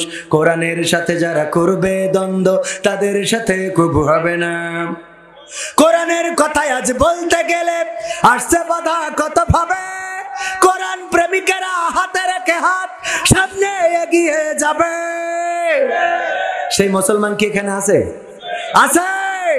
কোরআনের কথায় আজ বলতে গেলে আসছে বাধা কত ভাবে, কোরআন প্রেমিকেরা হাতে রেখে হাত সামনে এগিয়ে যাবে। হক কথা বলতে করি না কো ভয়, জীবনের বিনিময়ে আনবো বিজয়। হক কথা বলতে করি না কো ভয়, জীবনের বিনিময়ে আনবো বিজয়। বুকে আছে শক্তি, অন্তরে আছে সাহস। জেল জুলুম হলেও হবে, জেল জুলুম হলেও হবে, বিবেকের কাছে তবু রব নির্দোষ। আমার রবের কাছে রব নির্দোষ, মহান প্রভুর কাছে রব নির্দোষ। কোরআনের সাথে যারা করবে দ্বন্দ্ব, তাদের সাথে কবু হবে না। আপোষ কি করা যাবে? আল্লাহ রাসূল কি আপোষ করেছিলেন? না, করেন নাই। রাসূল সাল্লাল্লাহু আলাইহি সাল্লামকে যখন তারা বিভিন্ন ভাবে থামাতে পারলো না, কখনো গায়ে থুতু নিক্ষেপ করলো, কখনো পাথর ছুঁড়ে মারলো, কখনো আল্লাহ রাসূল সিজদায় যাওয়ার পরে উটের মরা পচা নাড়ি ভুঁড়িগুলো চাপিয়ে দিল। এরপরেও যখন রাসূলের দিনের দাওয়াত থেকে থামাতে পারলো না, তখন আবু তালিবকে ডেকে বলল, আবু তালিব, তুমি তোমার ভাতিজাকে বলে দাও আমাদের পক্ষ থেকে 3টা প্রস্তাব। 1 নম্বর, যদি তোমার ভাতিজা এই মক্কায় সবচেয়ে ধনী ব্যক্তি হতে চায়, তাইলে তার টাকা দেব, পয়সা দেব, ধনী বানিয়ে দেব, এই মক্কার সবচেয়ে ধনী লোক বানিয়ে দেব। তোমার ভাতিজাকে 2 নম্বর প্রস্তাব, যদি সে এই মক্কায় সবচেয়ে সুন্দরী নারী চাই, সুন্দরী নারী তাকে দেয়া হবে, সবচেয়ে সুন্দরী নারীটা মুহাম্মাদের জন্য করে দেব। আর 3 নম্বর প্রস্তাব, যদি সে এই মক্কার নেতা হইতে চায়, ক্ষমতা চায়, তাইলে তাকে ক্ষমতা দিয়ে দেব, দেখো রাজি হয় কিনা। আল্লাহ রাসূলকে যখন আবু তালিব ডাকলেন, ডেকে বললেন, ওগো মুহাম্মদ, কাফেররা তোমাকে 3টা প্রস্তাব দিয়েছে, 3টার যে কোনো একটা অথবা 3টায় যদি মেনে নাও, তাও তারা রাজি আছে। কি কি প্রস্তাব? এই 3টি প্রস্তাব। আল্লাহ রাসূল সাল্লাল্লাহু আলাইহি সাল্লাম বললেন, চাচা, ও প্রস্তাবগুলো আমি মেনে নিলাম। কথা কয়, প্রস্তাবগুলো মেনে নিয়েছে? তাহলে না বললেন না কেন? কষ্ট হয়ে যাচ্ছে বাজান? আর একটু সময় থাকা যাবে? কষ্ট হচ্ছে? কষ্ট অনেকের হইতে পারে, অনেকেই, সবার তো সব কথা ভালো লাগবে না, সব হুজুরির কথা সবার ভালো লাগার কথাও না। আবার আমি তো এখনো এত বড় হইনি, তারপরেও এলাকার ছেলে আপনারা যে আছেন, আমি এতেই আলহামদুলিল্লাহ নিজেকে গর্ববোধ করতেছি যে আপনারা এখনো আছেন। সুতরাং আপনারা যদি থাকেন তাহলে এখনো খেলা হবে। থাকবেন? মা বোনেরা আছে না নাই? মা বোনদের জন্য ওয়াজ করার দরকার আছে না নাই? মা বোনেদের জন্য 2টা ওয়াজ করব, কারণ মা বোনেরা পুরুষদের থেকে বেশি না কম, অনেক বেশি। আপনাদের 1 প্যান্ডেলে হয়ে গেছে, আর মা বোনেদের 3 প্যান্ডেলেও কভার হচ্ছে। মা বোনেরা সব জায়গায় বেশি আছে না নাই? বাজারে বেশি, দোকানে বেশি, সিরিয়ালে বেশি, ব্যাংকে বেশি। আপনার আল্লাহ রাসূল মেরাজে গেল, সেখান থেকে ফিরে এসে বলল, আমি দেখলাম অধিকাংশ নারীরাই জাহান্নামী। নাউজুবিল্লাহ বলবেন না? তার মানে ওখানেও সব জায়গায় বেশি। আল্লাহ রাসূলের সাহাবীরা বললেন, ও রাসূল, নারীরা কেন জাহান্নামে বেশি? আল্লাহ রাসূল বললেন, 2টা কারণে। কয়টা? কারণ কয়টা? একটু জোরে বলেন, কারণ কয়টা? 2টা কারণে জাহান্নামে বেশি। আল্লাহ রাসূলের সাহাবীরা বললেন, কারণ 2টা কি? আল্লাহ রাসূল বললেন, 1 নম্বর কারণ হলো নারীরা তাদের স্বামীর প্রতি অকৃতজ্ঞ থাকে। 1 নম্বর কারণ কি? অকৃতজ্ঞ থাকে। কেমন অকৃতজ্ঞ? আমার ইমরান হুসাইন ভাই বিয়ে করার পর থেকে যাই কিনে আনে, ভাবির পছন্দ হয় না। কয়, তুমি যা কিনে চাও কি পাতে তোলা যায়? এ কি খাওয়া যায়? এই বেগুন কি রান্না করা যায়? এই মাছ কি রান্না করা যায়? এই আলু কি সিদ্ধ হয়? এই তরকারি কি রান্না চুলাই দেওয়া যায়? এই কাপড় কি পরা যায়? এই গরু কি গোয়ালে রাখা যায়? এই ছাগল কি কুরবানি করা যায়? আছে না? মানে যাই করেন একটাও ভালো হয় না। এই জমি কি আবাদ করা যাবে? এই গরু থেকে দুধ হবে? মানে যাই করে ওর কিছু হয়। অথচ ভাল লাগে কার? কবির বিন সামাদের পাঞ্জাবি কত সুন্দর, কোটি কত সুন্দর, কবির বিন সামাদের বোর শাড়িটা কত সুন্দর, কবির বিন সামাদের বোর 3 পিস কত সুন্দর। ওই পরের জিনিস পছন্দ হয়, নিজের জিনিস পছন্দ হয় না, এমন আছে না? না, কিচ্ছু ভাল লাগে না। এইটা খালি এরপরে থাকে। আমার ইমরান হোসেন ভাই বলতেছে, ভাই আমি একটু বুদ্ধি করলাম। কি বুদ্ধি? যশোরে দড়াটানার থেকে, এইচএম রোডের থেকে আমি একটা খুব পছন্দের শাড়ি কিনেছি। কি কিনেছে? শাড়ি, খুব সুন্দর শাড়ি। ওটা কিনে এনে ডাইনিং টেবিলে রেখে স্ত্রী বলছি, স্ত্রী খাতি দাও। তো স্ত্রী খাতে দিয়ে খালি আর চোখে শাড়িটার দিক তাকাচ্ছে যে শাড়িটা কার। তো জিজ্ঞেস করার সাহসও পাচ্ছে না, আমি কিছু বলি নাই তো। তারপরে এক পর্যায়ে সহ্য করতে না পারি বলছে যে শাড়ি কার। তাই আমি বললাম এই কবির বিন সামাদ কিনেছে ওর বোঝ জন্য। বলছে দেখো শাড়িটার কালার কত সুন্দর, রং কত সুন্দর, সুতা কত সুন্দর, পাড় কত সুন্দর, আর তুমি যা কেন তাকে পরা যায়। আছে না? তোমার সাথে আমার আব্বা বিয়ে দিয়ে আমার কয়েল পর্যন্ত জ্বালাই দিয়েছে। কি দেখে যে বিয়ে দিছিল? আমি বলে তোমার ঘর সংসার করছি গো, নাইলে তোমার সংসার করার মতো মানুষ পাওয়া যেত না। এই শাড়ি দেখো কত সুন্দর, আর তুমি যা কেন তা পরে কোথাও বের হওয়া যায় না, তুমি যা কেন তা পরার মতো উপায় থাকে না। বলছে তোমার কি পছন্দ হয়েছে? হ্যাঁ বড্ড পছন্দ হয়েছে, তাইলে এই শাড়ি তুমি নাও। কবির বিন সামাদ আমার বন্ধু মানুষ, আমি তার বুঝায় বলবানে, যদি সে বুঝ না মানে আমি তার জরিমানা দিয়া লাগে দিবানে। যদি সে আমার নামে মামলা করে, কেস করে, জেল হয়, ফাঁসি হয়, যা হয় হইবানে, তাও তোমার জন্য খাটতি রাজি আছি। তুমি শাড়িটা নাও। বউ শাড়িটা নিয়ে ওরে আনন্দ দেখে কি ডারে। শোয়ার সময় ইমরান হোসেন ভাই বলছে স্ত্রী গো, আমি যে শাড়িটা আনলাম তোমার পছন্দ হয়েছে নাকি? কয় পছন্দ হবে না কেন? তুমি যা কেন তা তো পরা যায় না। তোমার চোখ তো আল্লাহ দুটা মার্বেল দিয়েছে, তুমি ওই চোখে ভালো করে দেখো না। তোমার বন্ধু কিনেছে কবির বিন সামাদ তার বোর জন্য কত সুন্দর শাড়ি, আমার আজকে একটা মনোভূত শাড়ি হয়েছে। ইমরান হোসেন ভাই বলছে ওই বিবি গো বলা যায় না কে কবে মারা যাব। হতে পারে আজকে রাত্রে তুমি চলে যেতে পারো, অথবা আমি চলে যেতে পারি। আমার মনের কথাটা যদি তোমারে না বলে মারা যায়, অথবা তুমি যদি চলে যাও, তাইলে বড্ড কষ্ট থেকে যাবে। দেখো আমি আসলে নিজের টাকা দিয়ে নিজে পছন্দ করে আজকে তোমার জন্য এই শাড়িটা এনেছি। বলছে তালিয়ের রং থাকবে না। তালিয়ের ওর কি খুশি করা কোনোভাবে সম্ভব? বলেন, তালিয়ার রং থাকবে না এমন নারী আছে না নাই? যাই করেন ওর পছন্দ হবে না। আমার ইমরান ভাইয়ের বউ কিন্তু এই কাজ করেনি, এটা উদাহরণ দিলাম ভাইকে দিয়ে। এক হুজুর আমার সাথে এই ঘটনা বলেছিল কুমিল্লায়। এক হুজুর কুমিল্লায় আমাকে এই ঘটনা বলছে যে এই বুদ্ধি করে এইভাবে ধরা খাইছি। শুধু তাই না, আমার সভাপতি সাহেব নাম কি জনাব হযরত মাওলানা আব্দুল আজিজ সাহেব, অত্যন্ত শ্রদ্ধাভাজন ব্যক্তি। মাহমুদ ভাই আমাদের যুবক মানুষ, আমার সাথে কেবল পরিচয় হলো, ইতিপূর্বেও কথা হয়েছে। ওনার কলেজার টুকরা সন্তান আমাদের মাওলানা সাহেব, উনি যখন বিয়ে করেছিলেন ওনার স্ত্রী শ্বশুর বাড়ি থেকে একটা গরু পেয়েছিল। তাও গরু এমন গরু যেন গরু না, এক্সারা কাগজ নিয়ে এসে, এক্সারা কাগজ বোঝা গেছে তো? তার মানে পাজরার কাঠিগুলো এমন কায়দায় দেখা যাচ্ছে মনে আছে গরু না, গরু এক্সারা করতে দিয়েছে। এক শালা টেনেছে আর এক শালা ঠেলেছে। এই অভয়নগর আসতে যাই, আবার চেঙ্গুটিয়া আসতে যাই, 3 বার ব্রেক ফেল করেছে, ল্যাজ ধরে স্টার্ট দিতে হয়েছে। কিছু গরুর দেখেন না স্টার্ট না দিলে ওঠে না ভাই, আছে না? হ্যাঁ, এই স্টার্ট দিয়ে নিয়ে শ্বশুর বাড়ি এসে গরু দিয়ে গেছে। ওই ব্রিটিশ আমলে গরুটা দিল। এখন আমার মাওলানা সাহেব যখন অভয়নগরে 5 কাঠা জমি কিনেছে, কিনার পরে একটা বাড়ি বানাইছে 5 তলা। বানানোর পরে স্ত্রীর বলছে স্ত্রী গো চলো আজকের এই বাড়িটা তুমি ফিতে কেটে উদ্বোধন করবা। স্ত্রী যাওয়ার সময় বলছে আব্বাদের বাড়িতে ওই গাই গরুটা আনিলাম বলে এত কিছু করতে পারি সব আব্বাদের বাড়িতে। তারপরে কয়দিন পরে ঘর ভাড়া উঠায় ঘর ভাড়া উঠানোর কারণে অনেক টাকা হয়ে গেছে।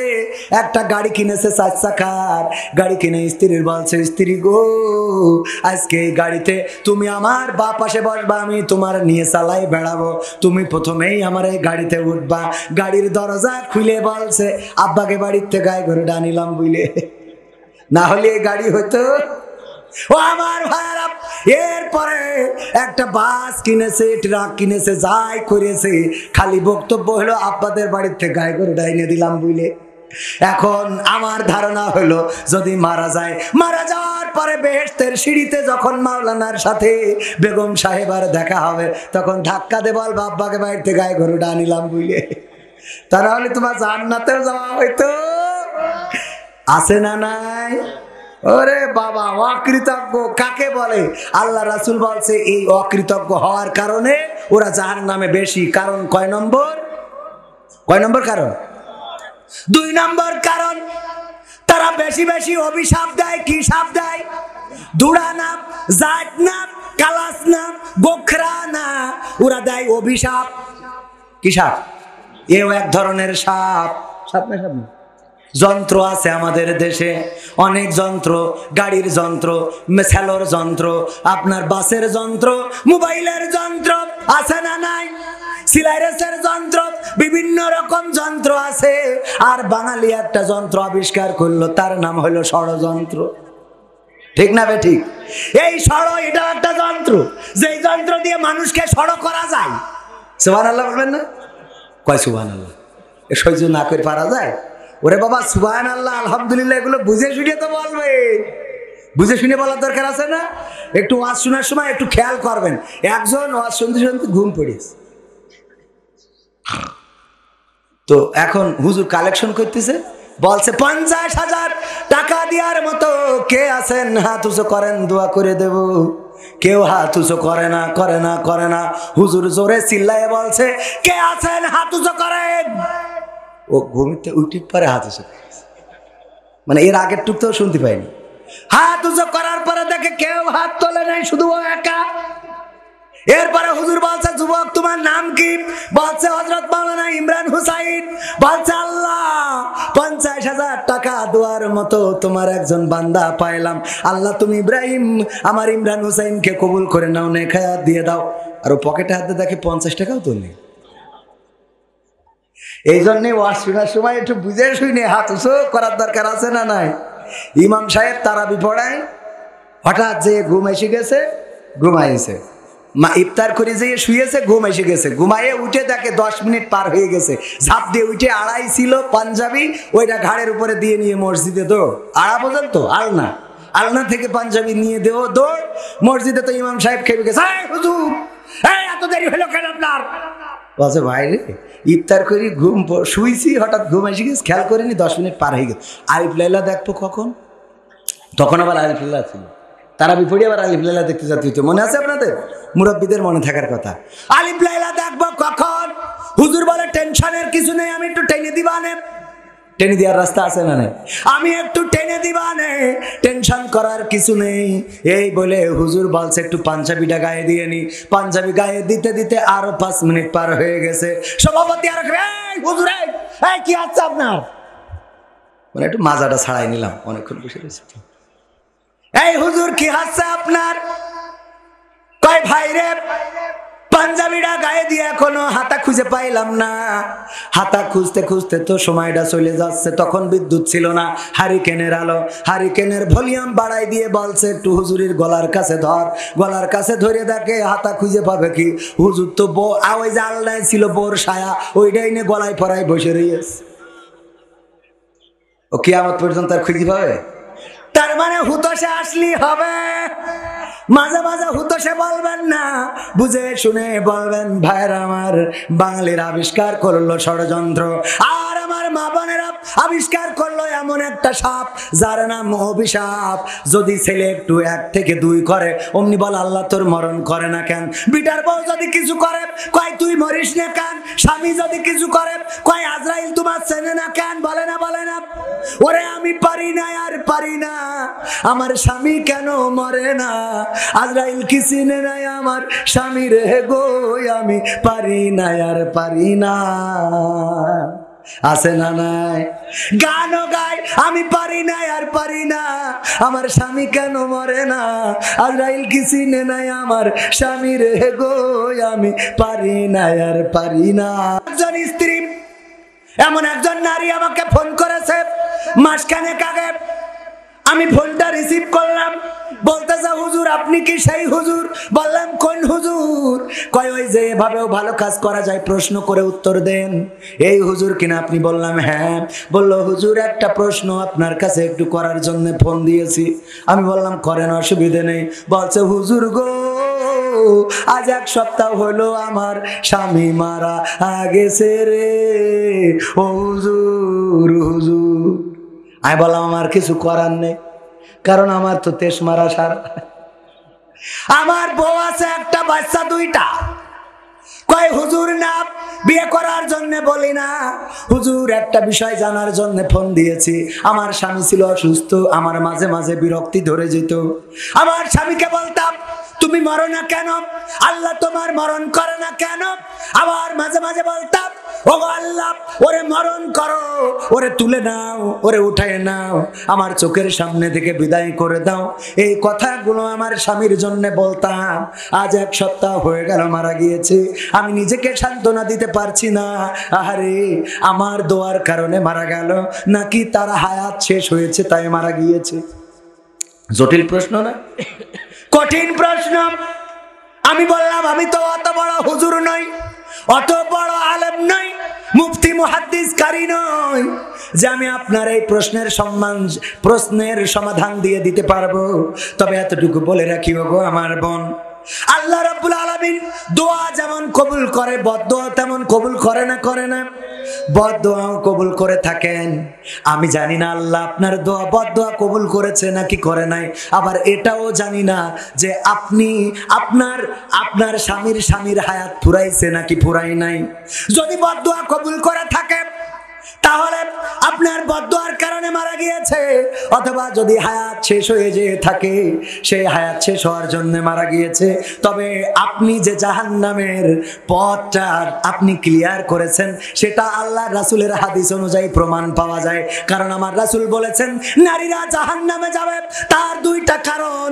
1 নম্বর কারণ হলো তারা তাদের স্বামীর প্রতি কৃতজ্ঞ থাকে না, আর 2 নম্বর কারণ হলো তারা বেশি বেশি অভিশাপ দেয়। এই অনুযায়ী আপনি জাহান্নামে যাওয়ার একটা কারণ অলরেডি অর্জন করেছেন না করে নাই? আল্লাহ রাসূলের কন্যা ফাতেমা রাদিয়াল্লাহু তাআলা আনহার 2টা সন্তান ছিল, নাম কি? হাসান এবং হুসাইন রাদিয়াল্লাহু তাআলা আনহু।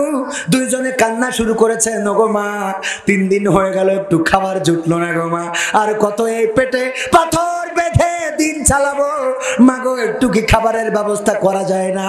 ওগো মা আর তো ক্ষুধার যন্ত্রণা সহ্য করতে পারি না।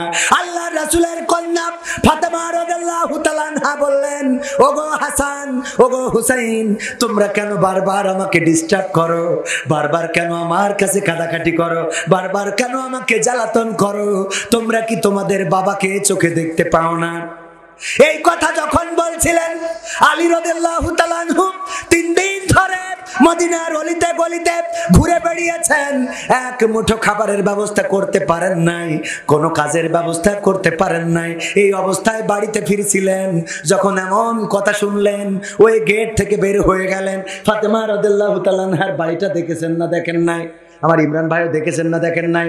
বাড়িটা মসজিদে নববীর কাছে, ওই বাড়ি এখনো গেট দেওয়া আছে। ফাতেমা রাদিয়াল্লাহু তাআলা আনহার বাড়ি আমার ভাইজান দেখেছে, কারণ হলো আমি এবং ভাই একসাথে ওখানে ছিলাম আলহামদুলিল্লাহ। এবং আমার মাসুম বিল্লাহ ভাই সিঙ্গাপুর থাকেন আলহামদুলিল্লাহ। যারা কাবা ঘর তাওয়াফ করেন নাই মনের মধ্যে স্বপ্ন রাখেন, আল্লাহ যেন আপনার কাবা ঘরটা তাওয়াফ করার তৌফিক দান করেন, বলেন আমিন। আল্লাহ রাসূলের রওজায় সালাম দেওয়ার দরকার আছে না নাই? ও আমার ভাইরা, এখন উমরায় যাওয়ার জন্য মেলা টাকা লাগে না। মাত্র একটা গরু যদি পোষেন আপনি 20,000, 25,000, 30,000, 40,000 টাকার একটা বাছুর গরু যদি কিনে আপনি লালন পালন করেন, 1 বছরের মধ্যে ওই গরুটার যে দাম বিক্রি হবে তাই দিয়ে উমরা করে আরো 2 টাকা বেঁচে থাকবে, বলেন সুবহানাল্লাহ। বাঁচবে না? বাঁচবে না? গরুর দাম কম না বেশি? 1,30,000, 40,000, 2 লাখ, 2.5 লাখ আছে না নাই? অথচ উমরা করতে 1,10,000, 20,000, 25,000, 30,000 টাকা লাগে। ওখানে যাওয়ার টাকা হয় না, আর জমি বন্ধক রেখেছে বিঘে 2 লাখ টাকা। কথা কয় না? এই আছে না নাই? এরম আল্লাহর ওলি আপনাদের এলাকায় নেই, কিন্তু আমাদের এলাকায় জমি বন্ধক রাখে 2 লাখ টাকা বিঘে। তাও জমি রাখে না, টাকা দিয়ে কয় 6 মণ করে ধান বাড়ি পয়সা দিও। আরে বাবা, পাকামো করার জায়গা খুঁজে পাই না। ঠিক না বেঠে? বলে আমি সুদ খাই না। কি খায় না? সুদ খায় না, ও ধান খায়। সুদ খায় না, ধান খায় এমন আছে। ওগো আমার ভাইরা, আল্লাহর নবীর জামাতা আলী রাদিয়াল্লাহু তাআলা আনহু বের হয়ে গেলেন। আল্লাহর নবীর কন্যা ফাতেমা রাদিয়াল্লাহু তাআলা আনহা দেখলেন স্বামী ঘরে ঢুকছিল, হঠাৎ করে আবার বের হয়ে গেছে। হাসান হুসাইনকে ডেকে বললেন, তোমাদের বাবা কই? বললেন, তো আমার বাবা যখন আপনি আমাদেরকে ধমক দিয়েছেন তখন বাবা গেট থেকে বের হয়ে গেছে। আল্লাহর নবীর কন্যা কিছুক্ষণ অপেক্ষা করলেন, যখন বাড়ি আসলো না চারিদিকে খোঁজা শুরু করে দিলেন, কোথাও পাইলেন না। বিশ্ব নবীর কাছে গেলেন, যে বললেন, ওগো আমার পিতা, আমি আজকে আপনার জামাইকে কষ্ট দিয়ে ফেলেছি। কি কষ্ট দিয়েছ গো মা? ওগো আমার পিতা, আপনার জামাই আজ 3 দিন হয়ে গেল বাড়িতে কোনো খাবার আনতে পারে নাই, আজ 3 দিন ধরে কোথাও কোনো কাজ পায় নাই, সন্তানের জন্য কোনো খাবারের ব্যবস্থা করতে পারে নাই। সন্তানরা যখন আমাকে বারবার ডিস্টার্ব করছিল, আমি বললাম, তোমরা আমাকে কেন জ্বালাতন করো, তোমাদের বাবাকে কি চোখে দেখো না? এই বলার কারণে আপনার জামাতা গেট থেকে বের হয়ে গেছে, এখন পর্যন্ত বাড়িতে ফেরে নাই, আমিও কোথাও খুঁজে খুঁজে পাইলাম না। আল্লাহর নবী বললেন, ওগো ফাতেমা, তোমার কথার কারণে আমার আলী যদি কষ্ট নিয়ে এই মুহূর্তে মারা যায়, যদি কোনো সাপে কামড় দেয় আর আলী যদি ইন্তেকাল করে, অথবা বনের কোনো বাঘ যদি আলীকে খেয়ে ফেলে, ওগো ফাতেমা শুনে নাও, ওই পরকালের ময়দানে আমি নবী, তুমি আমার কন্যা, এই পরিচয়টা হাসরের মাঠে দেব না। আল্লাহু আকবার। আল্লাহ রাসূল তার কন্যাকে, কন্যার স্বামী আলী রাদিয়াল্লাহু তাআলা আনহুর সাথে এমন একটা আচরণ, যে আচরণটা আসলে আলীর সাথে করে নাই, শুধু সন্তানদেরকে বলেছে, কেন আমাকে জ্বালাতন করো, তোমাদের বাবাকে কি চোখে দেখো না?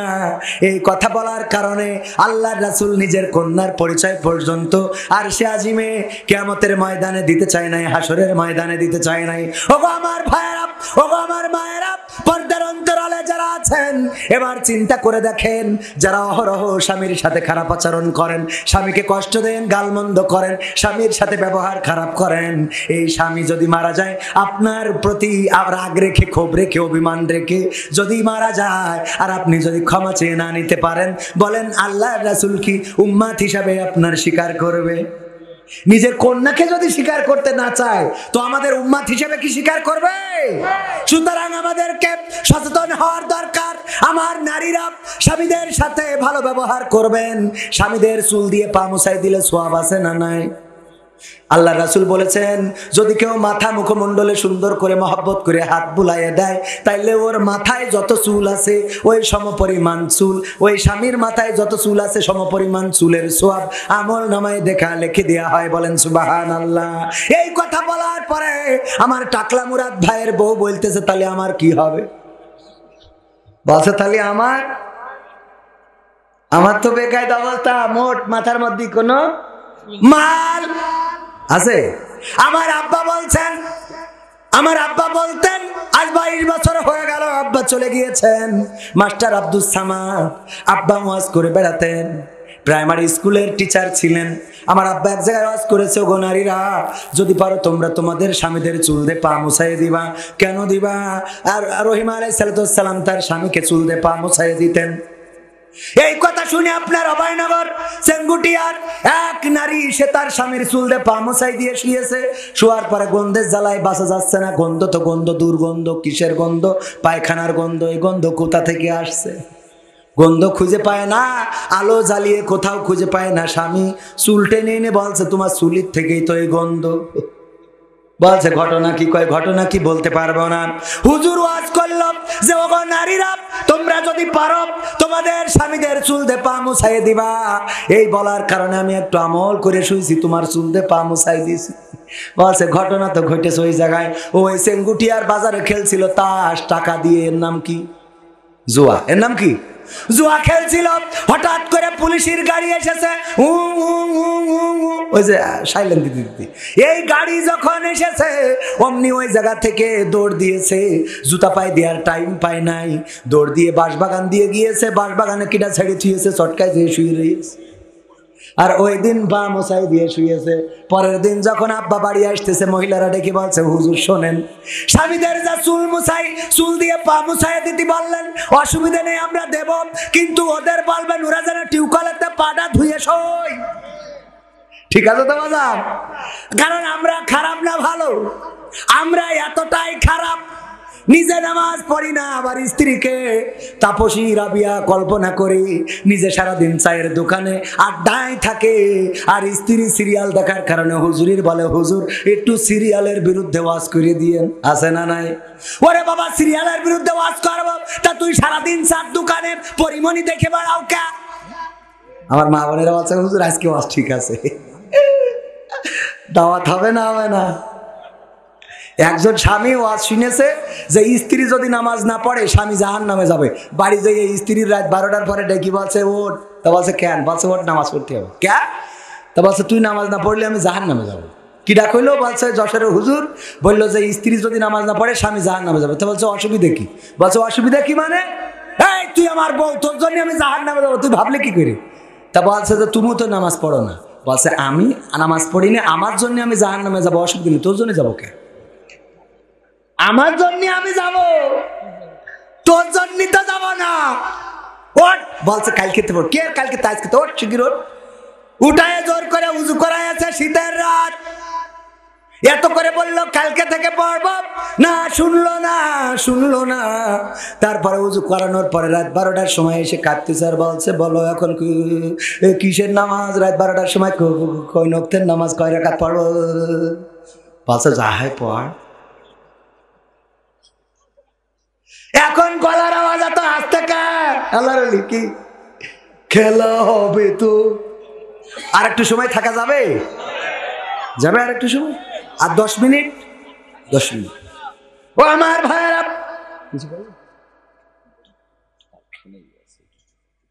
আমি বুঝতে পারছি যে এরা শর্টফট করতেছে। ও আমার ভাইরা, আল্লাহর বান্দারা, যত রিকোয়েস্ট আছে রাখবো না, রাখবো না, রাখবো। কোরআনের পাখির গান শুনতে চান কিনা? চান? আর আমার যুবকদের পছন্দের একটা গান আছে না নাই? তুমি যার লাগিয়া, শোনাবো? শোনাবো। এটা আমার যুবকদের নসিহতমূলক গান। আবার নতুন একটা গান করেছি, বলবো? কইছে খুঁজে পাচ্ছি না। আল্লাহ তাআলার বান্দা তুমি নামাজ কেন পড়ো না? কোরআনেরই বিধান মতো জীবন কেন গড়ো না? আল্লাহ তাআলার বান্দা তুমি নামাজ কেন পড়ো না? কোরআনেরই বিধান মতো জীবন কেন গড়ো না? মুখে বলো বান্দা খোদার, অন্তরে তারা কোনা। বন্ধু তুমি ডাকার মতো রবকে ডাকো না, বন্ধু তুমি ডাকার মতো রবকে ডাকো না, বন্ধু তুমি ডাকার মতো রবকে ডাকো না। আজান হলে যাও না তুমি মসজিদের ওই ঘরে, ডাকলে বলো পড়বা নামাজ আর কটা দিন পরে। বলে না? বলে না? আজান হলে যাও না তুমি মসজিদের ওই ঘরে, ডাকলে বলো পড়বা নামাজ আর কটা দিন পরে। হায়াত তোমার আছে কয়দিন সেই খবর তো রাখো না। বন্ধু তুমি ডাকার মতো রবকে ডাকো না, বন্ধু তুমি ডাকার মতো রবকে ডাকো না, বন্ধু তুমি ডাকার মতো রবকে ডাকো না। রোজার মাসে রাখতে রোজা কষ্ট লাগে বেশ, রাখলে রাখো প্রথম রোজা আর কখনো শেষ। এরকম আছে না নাই? রোজার মাসে রাখতে রোজা কষ্ট লাগে বেশ, রাখলে রাখো প্রথম রোজা আর কখনো শেষ। আল্লাহ তাআলার দেওয়া সুযোগ কাজে কেন লাগাও না? বন্ধু তুমি ডাকার মতো রবকে ডাকো না, বন্ধু তুমি ডাকার মতো রবকে ডাকো না, বন্ধু তুমি ডাকার মতো রবকে ডাকো না। সুদের টাকাই করো তুমি কত বাড়ি গাড়ি, ভাবো না যে এই দুনিয়া যাইতে হবে ছাড়ি। সুদের টাকাই করো তুমি কত গাড়ি বাড়ি, ভাবো না যে এই দুনিয়া যাইতে হবে ছাড়ি। যাকাতেরই টাকার হিসাব তুমি কেন রাখো না? বন্ধু তুমি ডাকার মতো রবকে ডাকো না, বন্ধু তুমি ডাকার মতো রবকে ডাকো না, বন্ধু তুমি ডাকার মতো রবকে ডাকো না। আল্লাহ তাআলার বান্দা তুমি নামাজ কেন পড়ো না? কোরআনেরই বিধান মতো জীবন কেন গড়ো না? আল্লাহ তাআলার বান্দা তুমি নামাজ কেন পড়ো না? কোরআন কোরআনেরই বিধান মতো জীবন কেন গড়ো না? মুখে বলো বান্দা খোদার, অন্তরে তারা কোনা। বন্ধু তুমি ডাকার মতো রবকে ডাকো না, বন্ধু তুমি ডাকার মতো রবকে ডাকো না, বন্ধু তুমি ডাকার মতো রবকে ডাকো না। ওই সেই মুসাফিরের কথা মনে আছে নাকি? শোনাবো। আল্লাহর নবী বললেন, ওগো আমার সাহাবীরা, এই মুসাফিরের এখন চিন্তা কি হবে? বললে এই মুসাফিরের চিন্তা হবে এই লতাটা কাটতে যতটুকু সময় বাকি, এই মানুষটার কবরে যেতে মারা যেতে ততটুকু সময় বাকি। আল্লাহ রাসূল বললেন, ওগো আমার সাহাবীরা, একটু মিলায়ে নাও, একটু কান খুলে শুনে নাও। আমি যে মুসাফিরের কথা বললাম, ওই মুসাফির হলো আমরা, এই পৃথিবীর মানুষগুলো। আমি যে কূপের কথা বললাম, ওটা হলো দুনিয়া। আমি নিচে যে সাগর সাপের কথা বললাম, এটা হলো কবর। কবর প্রতিনিয়ত ডেকে চলেছে। আমি যে উপরে বাঘের কথা বললাম, এটা হলো আজরাইল।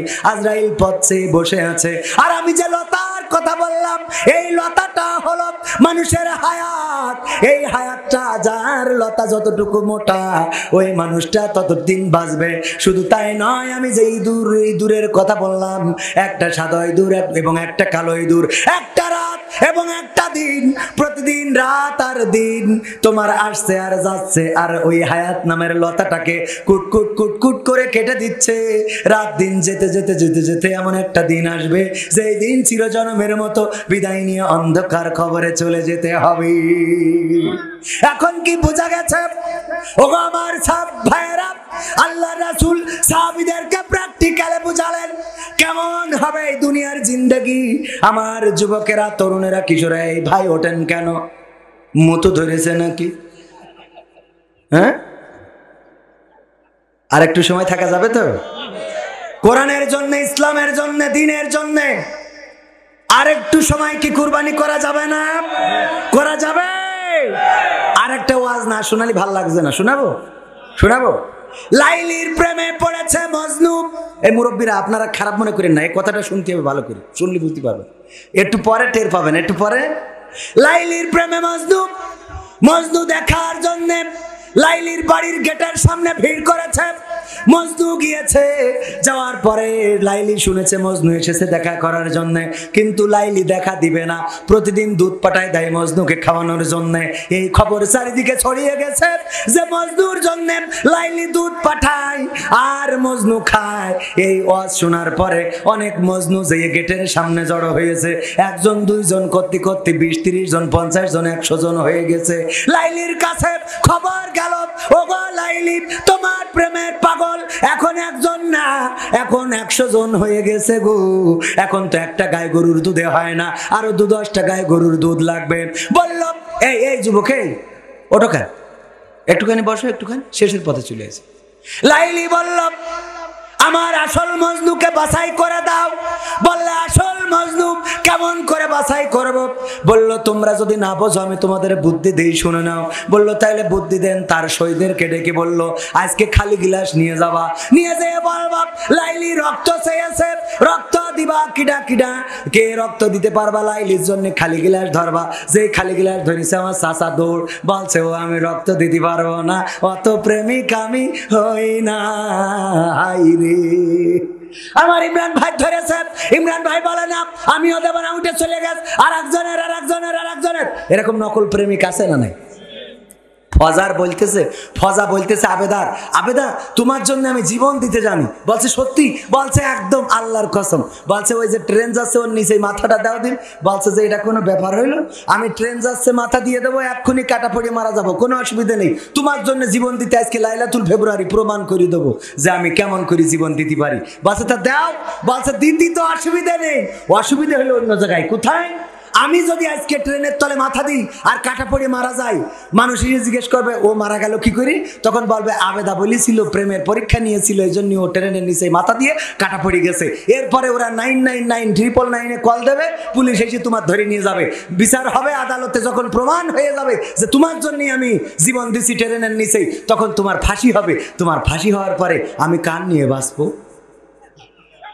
ফাঁসি হওয়ার পরে ও কান নিয়ে বাঁচবে। তা এই ট্রেনের তলে কাটা পড়ে মরে গেল, ওটা কিনা? কত বড় শয়তান, পরীক্ষায় দেয় মানুষের পুজোই রাখে, চিন্তা করতে পারছে? ও আমার ভাইরা, এরকম নকল প্রেমিক আছে না নাই? নকল প্রেমিক গুলো সব চলে গেল। আসল মজনু যে এসে বসে আছে, বসে থাকার পরে বলল যে লাইলি রক্ত চেয়েছে, অমনি বলল গিলাস ধরো, আর হাতে ছিল ছুরি, ঘেঁচান করে কেটে গিলাস ভরিয়ে দিলে, নেও যত লাগে নেও, পাঠাই দাও। এরকম আসল মজনু আছে না নাই? ও আমার ভাইরা, কোরআনের জন্য, দ্বীনের জন্য, ইসলামের জন্য, আল্লাহ ও তার রাসূলের জন্য যদি ডাক আসে, রাজপথে যদি থাকা লাগে, বুকের রক্ত যদি ঢালা লাগে, রক্ত ঢেলে দেব। রক্তের সাগরে সাঁতার কেটে কেটে বাংলার জমিনে একটি রক্তাক্ত বিপ্লবী কালেমার পতাকা উড়ানোর জন্য প্রস্তুত আছেন? কারা কারা একটু হাত উঁচু করে? নারায়ে তাকবীর! আল কোরআনের আলো, আল হাদিসের আলো, আমার নেতা তোমার নেতা, নারায়ে তাকবীর! এবার ভাইরা আমার, আরেকবার একটু হাত উঁচু করেন, টান টানা করেন, এরকম করে আল্লাহকে দেখান। হাত দেখাইলেন কার? যে আল্লাহর কাছে রক্ত দিতে চাইলেন, ওই আল্লাহ রক্ত নেওয়ার আগে বলেছে বিআমওয়ালিকুম, আগে মাল দাও, আনফুসিকুম, তারপরে জান দাও।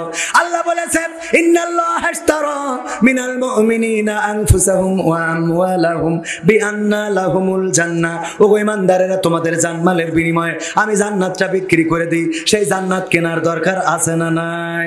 যারা হাত উঁচু করেছেন, পকেটে যা আছে সব এখন হাত লাগায় উজাড় করে দিয়ে দেবেন। আমার পকেটে তো কিছু নাই, আমার ক্যামেরাম্যান দেবে। এখন কেউ মাহরুম করবেন না। মাত্র 5টা মিনিট এই মাদ্রাসার জন্য 5 টাকা, 10 টাকা, 20 টাকা, 50 টাকা, 1000 টাকা, 2000 টাকা, 100 টাকা, যার যা পকেটে আছে দিবে। আমার ভাইরা, আমি মুসাফির মানুষ, কেউ উঠবেন না। যদি না ওঠেন, এখনো 2-1টা গান শোনাবো, আর যদি উঠে চলে যান গো। হ্যাঁ, ও আমি ব্যক্তিগতভাবে 500 টাকা দিলাম। আল্লাহ আমার স্ত্রীর হায়াতটা বাড়াই দাও, আমার যাহাই হবেন। আল্লাহ তুমি আমার সন্তানদের কবুল করে নাও, বলেন আমি। 500 টাকা আমি দিয়ে গেলাম আমার স্ত্রীর নামে। একজন ফোন দিয়েছে, ও দূরে, বুঝতে পারিনি, আমার কাছে দেখছে তো, ছোট মানুষ তো একটু ভুল হয়ে যায়, মনে কিছু করা যাবে। অনেকের মা নাই, বাবা নাই। মা যদি থাকতো, মায়ের জন্য একটা শাড়ি কিনতে গেলে 1000 টাকা লাগতো। বাবা যদি থাকতো, 500 টাকার একটা লুঙ্গি লেগে যেত। যেই মা চিরজন্মের মতো বিদায় নিয়েছে, যেই বাবা অন্ধকার কবরে, ওই মায়ের জন্য, বাবার জন্য 500-1000 টাকা আল্লাহর নবীর ঘরে, আল্লাহর রাসূলের ঘরে দেয়া যাবে কি যাবে না? যে আমার ভাইজান ইমরান ভাই 200 টাকা, দেখেন এই টাকা অতীতে কেউ বানাতে পারেনি, ঠিক না বেঠে? আমরাই বানিয়েছি। কত সুন্দর টাকা, 200 টাকার একখান নোট করলো দান। আল্লাহ বাড়িয়ে দাও, সম্মান নেক আর বাসনা পুরা করে দাও। আমি এখনো মাহফিল শুরু করিনি, আমি কিন্তু আজ এখনো শুরু করিনি, শুরু করবো। আমার চাচা নাম কি? কামরুল ইসলাম চাচাজি আমার সামনে বসে আছেন। আমার ওয়াজে অনেক সময় মুরব্বীরা থাকতে চায় না, কিন্তু উনি শ্রদ্ধাভাজন মুরব্বী এখনো পর্যন্ত বসে আছেন। 500 টাকা দান করেছেন। আল্লাহ দানকে কবুল করে নাও। আল্লাহ নেক হায়াত দিয়ে দাও। আপনজন যারা কবরে, কবরগুলো জান্নাতের বাগান বানিয়ে দাও, বলেন আমিন। আমার সভাপতি সাহেব কত যেন দিয়েছেন? মহিলাদের মধ্যে লোক যাচ্ছে টাকা কালেকশন করার জন্য।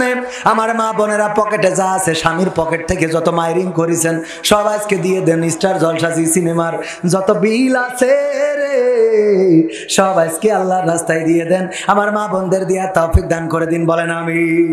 আর কে আছেন? আমার আর একজন ছোট মানুষ, হুজুর। হুজুর ছোট মানুষ নাম কি তোমার? ছোট মানুষ 200 টাকার একটা বঙ্গবন্ধুর নোট দান করলো। আল্লাহ দানকে কবুল করে নাও। আল্লাহ নেক হায়াত দিয়ে দাও, মনের স্বপ্ন পুরা করে দাও, আপনজনদের কবুল করে নাও। আর কোন বান্দা আছেন তাড়াতাড়ি 5 মিনিটের মধ্যে দিলে আমি আরো 2-1টা সঙ্গীত শোনাবো। আমার মা বোনেরা আছে। কোন মাটিতে তৈরি রে তুই মা, কোন মাটিতে তৈরি রে তুই মা। মায়ের গান, মা বোনদের মধ্যে আমাদের কমিটির লোক যারা প্যাকেট নিয়ে যাচ্ছে, মা বোনেরা হৃদয় খুলে উজাড় করে দান করেন।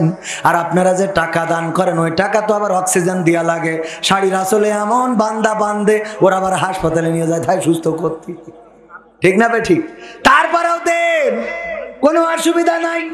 আর এখানে আমার যুবকেরা যার বিয়ে হয় না, বিয়ের জন্য দোয়া নেওয়ার জন্য টাকা দান করতে পারো গো।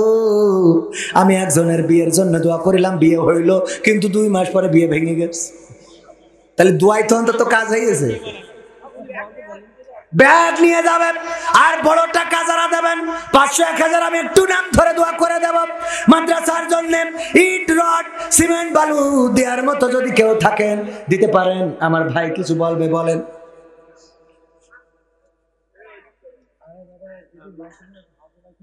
হ্যালো, স্বেচ্ছাসেবক ভাইরা যারা আছেন তারা দ্রুত আদায় করুন। হুজুর জানে না, না খেলা হবে না, মাসুদ তুমি ভালো হলে না। মহিলা প্যান্ডেলে আসে না নাই? এই তাড়াতাড়ি ওঠেন, এত সময় নষ্ট করছেন। 12টার মধ্যে শেষ করব। আর কত বাকি? আর 5 মিনিট আছে। 5 মিনিটের মধ্যে আপনারা দান করেন, যে যা পারেন দান করেন। আমার মুরব্বীরা গিয়েছেন 500-1000 টাকা এক ব্যাগ সিমেন্ট দেওয়ার মতো। আমার ইমাম সাহেব এই মাদ্রাসার 100 টাকা দিলেন। নাম কি? মোহাম্মদ রমজান আলী। রমজান মাস সামনে, রমজানের শোনাবো সৌগত লয়ে হাসে দূরে আল হেলাল জানো, কি জানো বেহেশতি বেলাল, যে বেহেশতি বেলাল।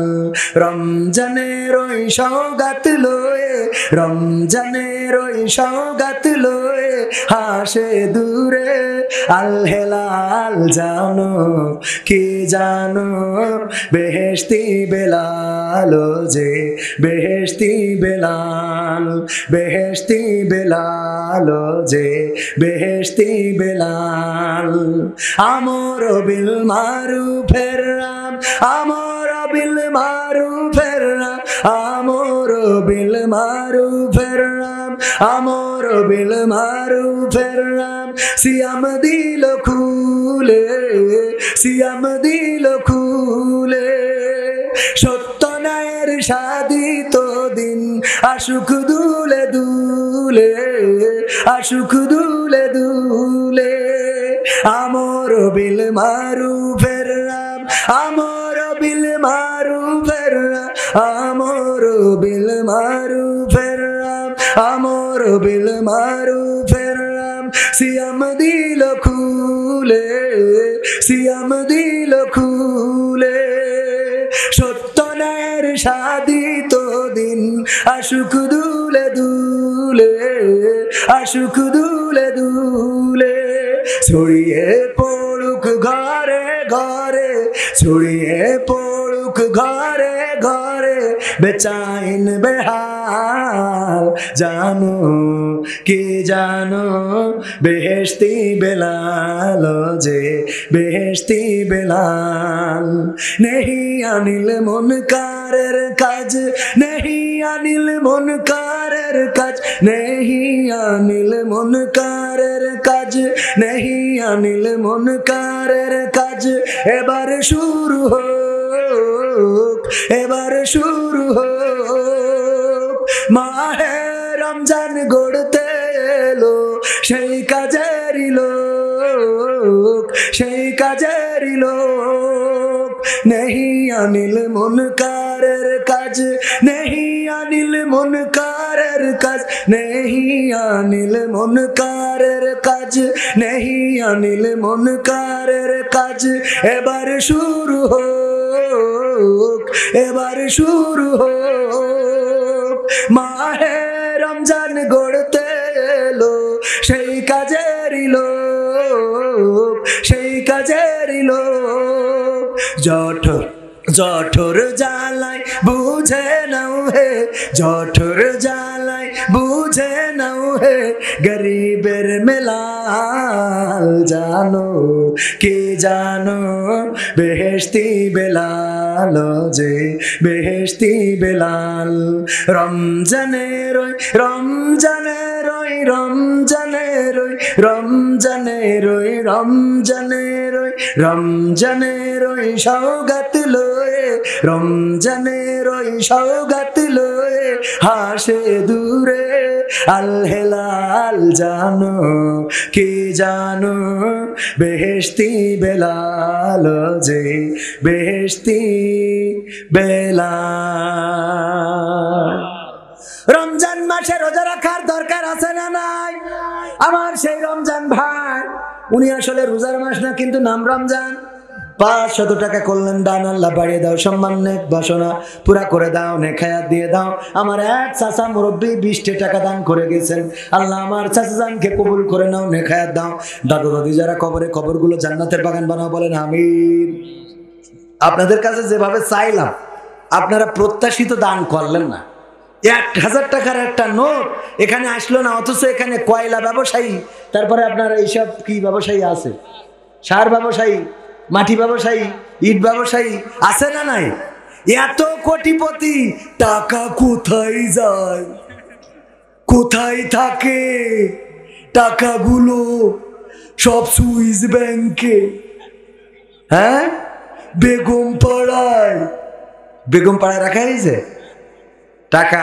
1000 টাকার নোট দেওয়ার মতো একটা আল্লাহর বান্দা নেই যে আমি 1000 টাকা দিলাম না, আমি 500 দিয়েছি বলে আপনারা, আমার তো প্রতিদিন দিতে হয়, যে এনে মাহফিল সে এনে দেওয়া লাগে। 1000 টাকা দেওয়ার মতো কোনো আল্লাহর বান্দা আছেন? দেই একটা লোক, দেখি সাহস করি, দেই বুকির পাটা কত বড়, যে আমি একখানে 1000 টাকার নোট, আমার সরকার এত সুন্দর করে একটা বঙ্গবন্ধু নোট বানাইছে, দেওয়ার লোক পেলাম না রে। আছে সব মজনু, দুধ খাওয়া মজনু। কথা মনে আছে তো? ওই অস্ত্র শুনাইলাম এই জন্যই, ওটা তো সিলেবাসের মধ্যে না, সিলেবাসের বাইরে। 1000 টাকার নোট দেওয়ার মতো কোন আল্লাহর বান্দা একজনও যদি না থাকেন, এবার একটা অনুরোধ, টেস্ট করে দেখি, যেহেতু অভয়নগর নপাড়া শিল্প নগরী, এখানে সিমেন্টের ফ্যাক্টরি আছে না নাই? সিমেন্টের ফ্যাক্টরি আছে না? পবিত্র কোরআনের পারা কয়টা? 30টা পারা। 30টা পারার সম্মানে 30 জন ব্যক্তি এক ব্যাগ করে সিমেন্ট দেবেন, নাম লিখাই দেবেন, ফোন নাম্বার দেবেন, অ্যাড্রেসটা দেবেন। একজন কোন আল্লাহর বান্দা আছেন, প্রথম পারার সম্মানে একটা ব্যাগ সিমেন্ট দেবেন। ওই যে আমার একজন যুবক ভাই, নাম কি? হুজুর নাম লিখে নেন। নাম কি শোনায় আমার? নাম কি? নাম জানেন? হ্যাঁ, আবুল কালাম। 1 বস্তা সিমেন্ট প্রথম পারার সম্মানে, কোরআনের সম্মানে 1 বস্তা সিমেন্ট দিলেন। 2 নম্বর কোন আল্লাহর বান্দা আছেন, দ্বিতীয় পারার সম্মানে 1 বস্তা সিমেন্ট মাত্র 500 থেকে 550 টাকা দাম। এই মাদ্রাসা যতদিন থাকবে ততদিন আপনার আমল নামায় সওয়াব বর্ষণ হতে থাকবে। মাদ্রাসায় কোরআনের পাখিরা পড়বে, কোরআন মুখস্থ করবে, আর আপনি কবরে বসে বসে সওয়াব পেতে থাকবেন। রমজান ভাই 1 ব্যাগ সিমেন্ট। দ্বিতীয় নম্বর পারার সম্মানে কল্যাণ, আল্লাহ বাড়িয়ে দাও সম্মান। আপনজন যারা কবরে, কবরগুলো জান্নাতের বাগান বানায় দাও। যারা বেঁচে আছেন খায়াত দিয়ে দাও। 3 নম্বর কোন আল্লাহর বান্দা আছেন? 3 নম্বর ব্যক্তি কোন আল্লাহর বান্দা? পবিত্র কোরআনের 3 নম্বর পারার সম্মানে একটা ব্যাগ সিমেন্ট আল্লাহর নবীর ঘরে দিবেন, যে রাসূল দ্বীনের জন্য দান মোবারক শহীদ করেছেন। উনি যদি একাই দিয়ে দেয়, জনগণ কি দেবে ওটা পরে হবে। আমার জনগণের কাছে 30টা ব্যাগ চাই। আমার 3 নম্বর কোন আল্লাহর বান্দা আছেন? একটু সাহস করে আমার 5 বস্তা দেবে একা। মাশাআল্লাহ। নাম কি ভাই জানেন? নামটা আগে বলেছিল কামরুল ইসলাম। না রয়ে থাকবে, আগে চাচা ডেকে ফেলেছি, এখনো চাচা বলবো গো। আমার কামরুল ইসলাম চাচাজি 5 বস্তা সিমেন্ট দিলেন 5 পারার সম্মানে। তাইলে হইল 7 ব্যাগ। আল্লাহ দানকে কবুল করে নাও। মাদ্রাসার জন্য যে করল দান, আল্লাহ তুমি তার বাড়িয়ে দাও সম্মান। পিতা মাতা, দাদা দাদি, নানা নানি যারা কবরে, কবরগুলো জান্নাতের বাগান বানিয়ে দাও। বলেন আমিন। ও আমার ভাইরা, উঠে চলে যাবেন না, দিবেন না আবার উঠে চলে যাবেন, তাইলে আপনি 2 অপরাধী। কয় অপরাধে? দুই অপরাধে মুনাজাত না নিয়ে যাবেন না। আল্লাহ রাসূলের ঘরের জন্য টাকা চাচ্ছি, আমার জন্য না, আল্লাহ রাসূলের ঘরের জন্য সিমেন্ট চাচ্ছি। তারপরে 8 নম্বর ব্যাগ দেওয়ার জন্য কোন বান্দা আছেন? 8 নম্বর পাড়ার জন্য আমার চাচাজি নাম কি? আবুল কালাম মোল্লা 2 ব্যাগ সিমেন্ট। ওই যে ওই চাচা আগে নেব, বদর চাচা নারায়ে তাকবীর। আমার বদর চাচা 1 ব্যাগ না 2 ব্যাগ? কয় ব্যাগ চাচা? 2 ব্যাগ। নারায়ে তাকবীর। আমার বদর চাচা 2 ব্যাগ সিমেন্ট দিলেন। 8 9 নম্বর পারা পর্যন্ত হয়ে গেল। আল্লাহ দানকে কবুল করে নাও, নেখায়াত দান করে দাও, মনের স্বপ্ন পুরো করে দাও। আবুল কালাম ভাই 2 ব্যাগ সিমেন্ট, আর একজন নগদ, নাম কি? সালাউদ্দিন ভাই 500 টাকা নগদ দান করলেন। আল্লাহ দানকে কবুল করে নাও। আমার আবুল কালাম ভাই দিলেন 2 ব্যাগ সিমেন্ট, হইল 11 নম্বর পাড়ার সম্মানে হয়ে গেল। আল্লাহ দানকে কবুল করে নাও, নেখায়াত দিয়ে দাও, মনের স্বপ্ন পুরা করে দাও। নুরুল হক ভাই 3 ব্যাগ সিমেন্ট, 11 12 13, হ্যাঁ নাকি না? 12 13 14 14 নম্বর পারা হয়ে গেল। আল্লাহ দানকে কবুল করে নাও, নেখায়াত দাও, মনের স্বপ্ন পুরা করে দাও। নুরুল হক ভাইরা 5 যারা কবরগুলো জান্নাতের বাগান বানাও। তারপরে 15 নম্বর আমার নুরুল হক ভাই, আপনি না? 3 ছেলে বিদেশে, সিমেন্ট দিয়ে কয় ব্যাগ? 2 ব্যাগ 3 ব্যাগ, তাহলে ঠিক আছে। 3 ছেলে বিদেশে 3 ব্যাগ, তাও মনে হয় আর একটু বাড়াই দিলে কোনো অসুবিধা ছিল না। 5টা ব্যাগ নেওয়া যায় না? 5টা। আর এক গ্রাম তাহলে থাক।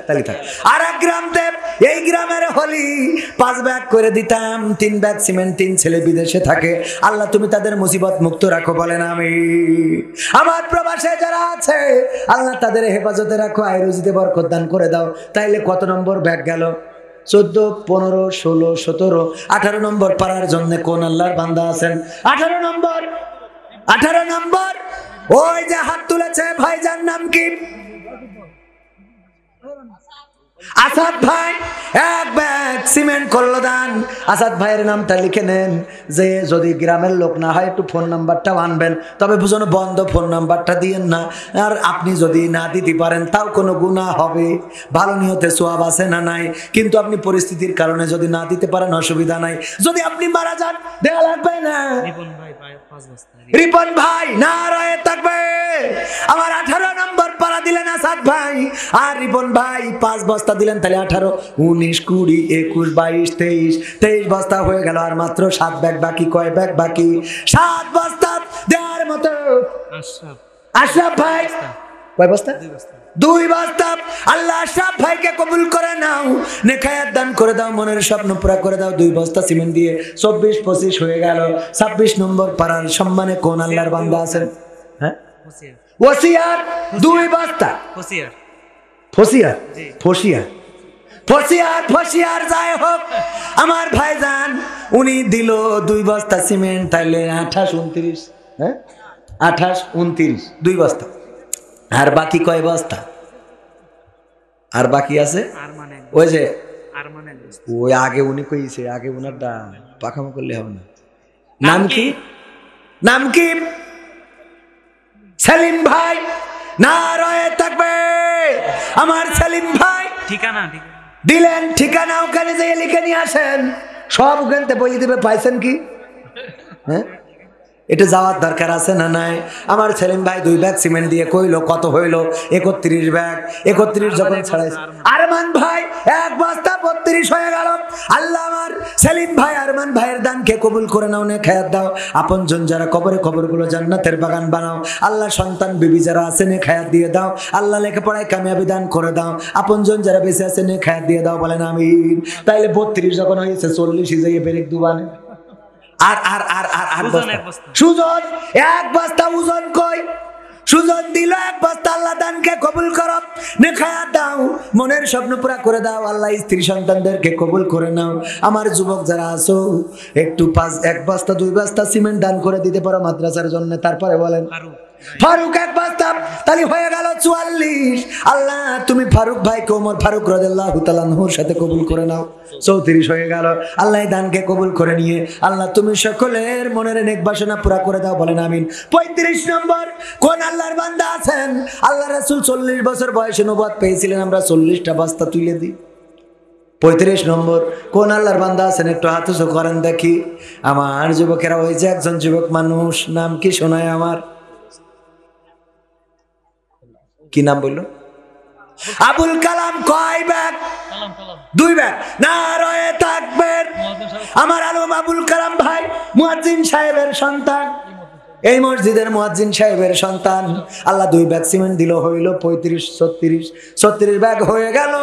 আল্লাহ কবুল করে নাও, নেখায়াত দিয়ে দাও আপনজন যারা কবরে কবর জান্নাতের বাগান বানাও।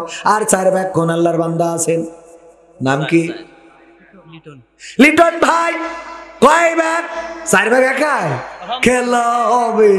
নারায়ে তাকবীর। তুমি যার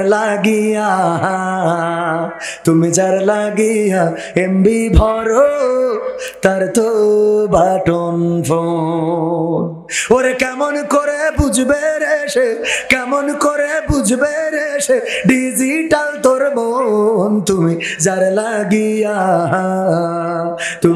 লাগিয়া এমবি ভরো, তার তো বাটন ফোন। মেসেজ দিলে সিন করে না, দেয় না তো রিপ্লাই। ভিডিও কলে বলবা কথা, ক্যামেরা তার নাই রে, ক্যামেরা তার নাই। ওরে ডিজিটাল এই যুগ জামানাই, ডিজিটাল এই যুগ জামানাই অ্যানালগ তার মন। তুমি যার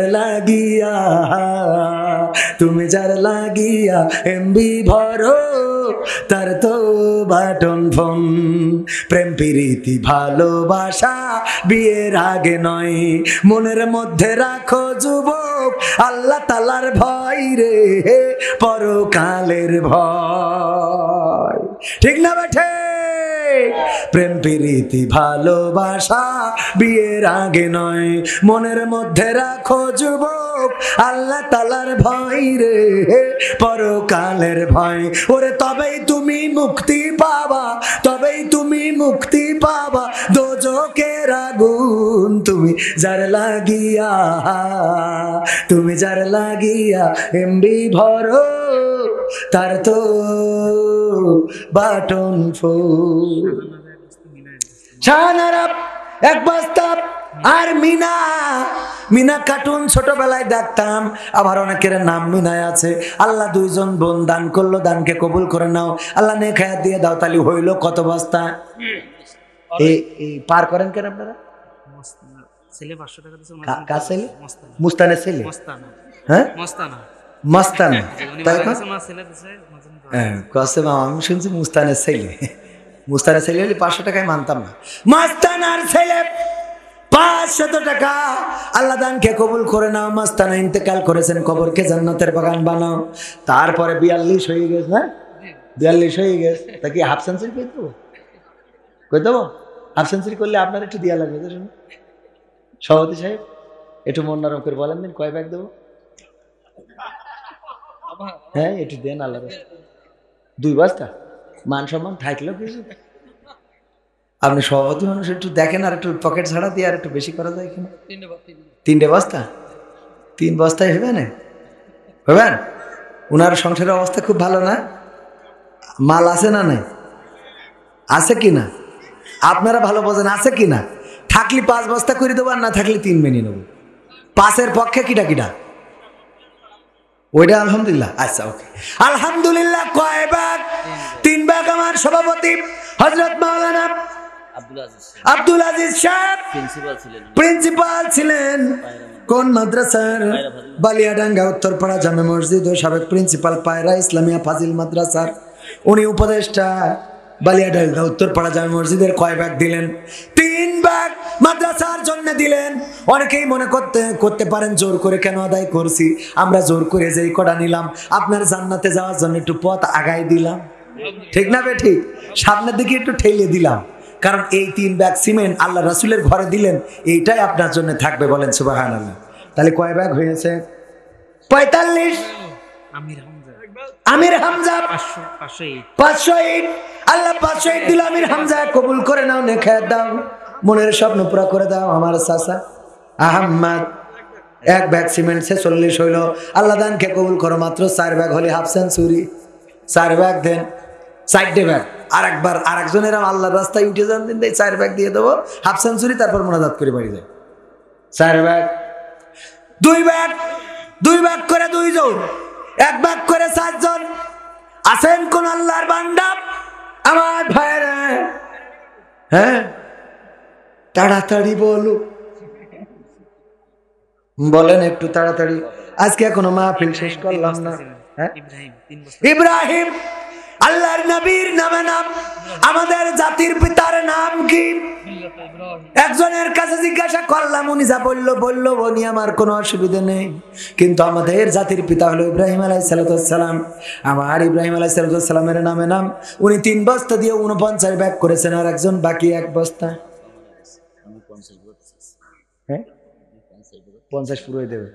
আমার ইমরান হুসাইন ভাই অনেক বড় একজন বক্তা, আমার থেকেও বড় আলেম, দিনদার, ইমানদার, মুত্তাকি, পরহেজগার বান্দা। আল্লাহ তার কণ্ঠটাকে বিশ্বময় কবুল করে নিন, বলেন আমিন। ওনারও বাবা নাই, আমারও বাবা নাই রে। আমাদের বাবারা যারা চলে গেল, বাবার জন্য আমার ভাইজান 500 টাকা দাম 1 বস্তা সিমেন্ট 50 ব্যাগ পুড়িয়ে দিলেন। আল্লাহ বাবার কবরকে জান্নাতের বাগান বানাইয়া দাও। আমার বাবা কবরে ঘুমিয়ে আছেন, যখন বাড়ি থেকে বের হই তখন কবরটা আমার গাড়ির পিছনে পড়ে, আবার যখন বাড়িতে ঢুকি তখন ডান হাতে পড়ে। আমার বাবা যখন বক্তা ছিলেন, ওয়াজ করতেন, আমাদের সন্তান যদি মানুষের মতো মানুষ বানিয়ে রেখে যেতে পারি গো, ওই সন্তান একদিন কোরআনের পক্ষে কথা বলবে, দিনের পক্ষে কথা বলবে, নামাজ পড়বে, রোজা করবে, কোরআন পড়বে, আর আমাদের কবরের কাছে এসে দাঁড়িয়ে বলবে, আল্লাহ রব্বির হামহুমা কামা রব্বায়ানি সগীরা, আর বলবে আমরা এতক্ষণ যত আমল করলাম আমলগুলো বাবার রুহের উপরে বকশিশ করে দাও।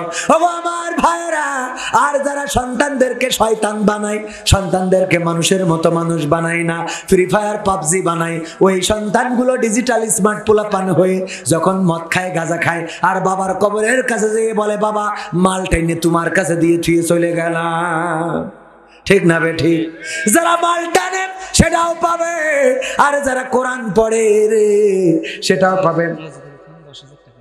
নজরুল খান নারায়ে তাকবীর, বন্ধু লবণে বাঘ থাকে। আমার নজরুল খান ভাই 10,000 টাকা একাই করলেন দান, আল্লাহ বাড়িয়ে দাও সম্মান। আরো একটা বড় দান রয়েছে, সেই বড় দানটার কথা বলার আগে আমি যেটা বলতে চাইলাম, ওগো আমার ভাইয়েরা, বাপজানেরা, চাচারাই, আমার কলিজার টুকরা সন্তান যদি থাকে, নাতিপুতি যা থাকে, 2-1টা মাদ্রাসায় দেবেন, কোরআনের খাদেম বানাবেন, আল্লাহওয়ালা বানাবেন। আমার বাবা আমাকে মাদ্রাসায় পড়িয়েছেন বলে আজকে 22 বছর পরেও বাবার সুরে ওয়াজ করে বেড়াতে পারি, আমার বাবার কথা বলে বেড়াতে পারি। হ্যাঁ, ওইটা বল। ও আমার ভাইরা, একটা সন্তান যদি মাদ্রাসায় দেন আর সে যদি কোরআনের খাদেম হয়ে যায়, আপনার জানাজার জন্য ইমাম সাহেবদের অপেক্ষায় থাকা লাগবে না? থাকা লাগবে না। আপনার মিলাদের জন্য হুজুর ডাকা লাগবে না, আপনার দোয়ার জন্য আর কারো ডাকা লাগবে না। আমার বাবা যতদিন ঈদের নামাজ পড়তে যেতেন, আমাদেরকে সাথে নিতেন, আমার এবং আমার ছোট ভাইকে নিয়ে আমার বাবা আমার দাদার কবরের কাছে দাঁড়াতেন, আর 2টি হাত তুলে কত দেখেছি আমার দাদার জন্য কান্না করতে। দাদার জন্য আমার চোখের পানি তো আসে না, কিন্তু আমার বাবার বাবা, এই জন্য বাবার চোখে পানি আসবে না, আসবে না। আমার বাবা আমাদেরকে নিয়ে জানাজা জিয়ারত করে তারপরে ঈদের নামাজ পড়তে যেতেন। আমার বাবা ইন্তেকাল করেছেন, 22 বছর হয়ে গেল। আমার 2টা কলিজার টুকরা সন্তান আছে। আমি যখন ঈদের নামাজ পড়তে যাই, অথবা আমি হজ উমরাতে যাই, অথবা আমি বিদেশ সফরে যাই, অথবা আমি বাইরে যাই, দেশের বাইরে যাই, আমার সন্তানদেরকে নিয়ে আমার বাবার কবরের কাছে দাঁড়ায় আর 2টি হাত তুলি, আমার সন্তানদেরকেও শিখাই রেখে যায়। দেখো আমার বাবা তার বাবার কবরের কাছে দাঁড়াতেন, আমি আমার বাবার কবরের কাছে দাঁড়াই। তোমরাও একদিন তোমাদের বাবা মারা যাওয়ার পরে কবরের কাছে দাঁড়িয়ে 2টি ফোঁটা চোখের পানি ফেলে আল্লাহর কাছে ক্ষমা চেয়ে, আল্লাহ গো তুমি আমার বাবাকে ক্ষমা করে দাও। এমন সন্তান যদি গড়ে যেতে পারেন তাইলে এই জীবনে সার্থকতা। আরে এমন সন্তান যদি না গড়ে আপনি ফ্রি ফায়ার পাবজি টিকটক ওয়ালা সন্তান গড়ে থুয়ে যান, ওই সন্তান আপনার জাহান্নামের কারণ হয়ে যাবে। তারপরে 30 ব্যাগ সিমেন্ট আমার একজন আল্লাহর বান্দা উনি একাই দিতে চেয়েছেন, আমি 50 ব্যাগ উঠাইলাম, উনারটা আগেই নেই নাই। 50 ব্যাগ সিমেন্ট উঠলো, আর একজন খুশি হয়ে 30 ব্যাগ, নাম কি জানো? নাজিম ভাই মাদ্রাসার সেক্রেটারি, নারায়ে তাকবীর, নারায়ে তাকবীর। আমার নাজিম ভাই একাই দিলেন 30 ব্যাগ। আল্লাহ দানকে কবুল করে নাও, নেখে দিয়ে দাও, মনের স্বপ্ন পুরা করে দাও। তবে যারা 1 ব্যাগ দিলেন মনে করেন না আপনার দানটা অনেক ছোট। যার অনেক টাকায় আছে তার কাছে 30 ব্যাগ যা, যার টাকা নাই তার কাছে 1 ব্যাগ তা।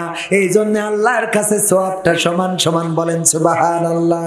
আবু বকর রাদিয়াল্লাহু তাআলা আনহু দান করলেন, অন্য সাহাবীরাও দান করলেন।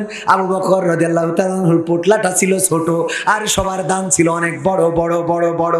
আল্লাহর রাসূল বললেন এটা কার, এটা কার, এটা কার, এটা কার। সব দেখার পরে বললেন আবু বকরের দানটা আল্লাহর কাছে অনেক বড় হয়ে গেছে।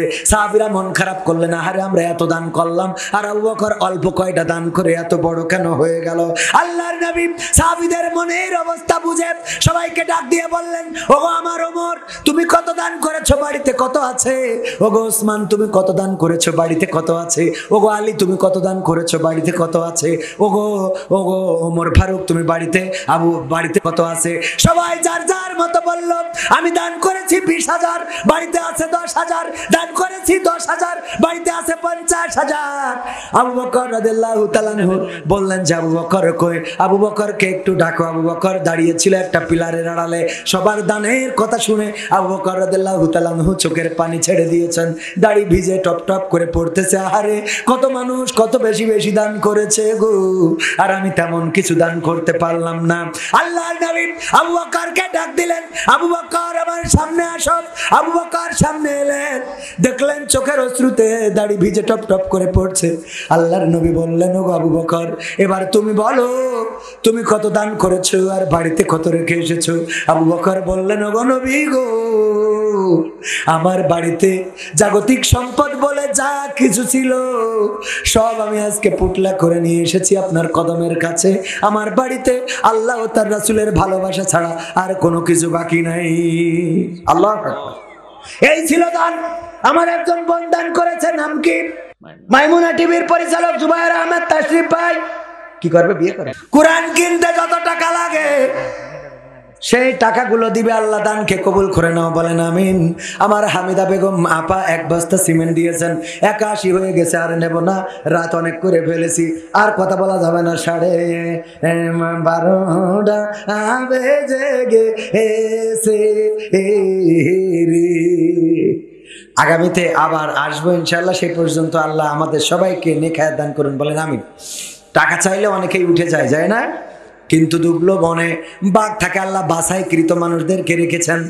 এই যারা বসে আছেন পরকালের ময়দান, কিয়ামতের ময়দান, এই মাহফিলটা আমার আপনারা নাজাতের ওসিলা হতে পারে। আল্লাহ বলবেন, ইকরা কিতাবাকা কাফা বিনাফসিকা আল-ইয়াওমা আলাইকা হাসিবা। পড়ো তোমার কিতাব, তুমি পড়ে তোমার হিসাব করে দাও। ওই দিন কিতাব উল্টাইলে সব আমলনামা পাওয়া যাবে না, যাবে না।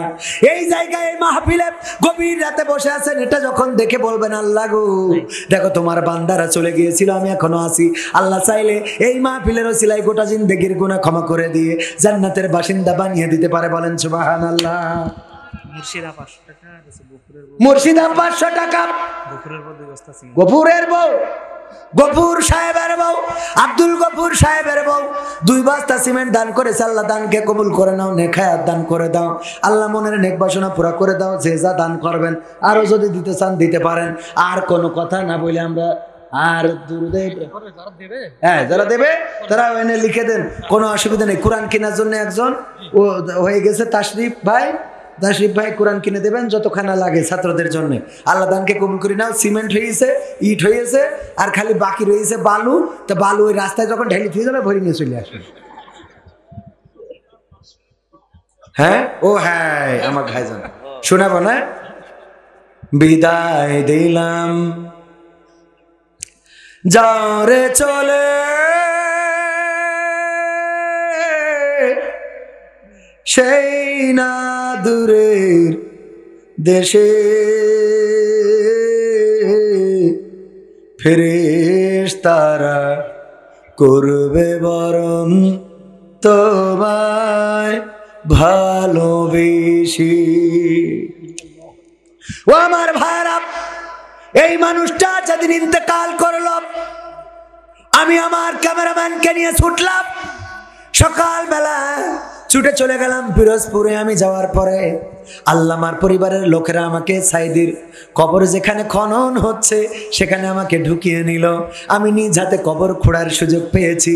ওই কবরে আল্লামার দেহ খানা ধরে নামানোর সুযোগটা আল্লাহ হতভাগাকে দিয়েছিলেন। ওগো আমার ভাইরা, ওই দিন যখন দেখলাম লাখো লাখো মানুষ কোরআনের পাখির জন্য কলিজা উজাড় প্রেমে পাগল হয়ে আল্লাহর দিনের জন্য লড়াই সংগ্রাম করার জন্য কোরআনের ময়দানে কোরআনের যুদ্ধে এসেছে, ইসলামের যুদ্ধে এসেছে, তখন শহীদ হওয়ার পরে তার লাশটাকে আল্লাহ রাব্বুল আলামিন ফেরেশতার মাধ্যমে আসমানে তুলে নিয়ে আর সে আজিমের কাউসারের পানি দিয়ে গোসল করিয়ে তারপরে পৃথিবীতে পাঠিয়ে দিয়েছেন। বলেন সুবহানাল্লাহ।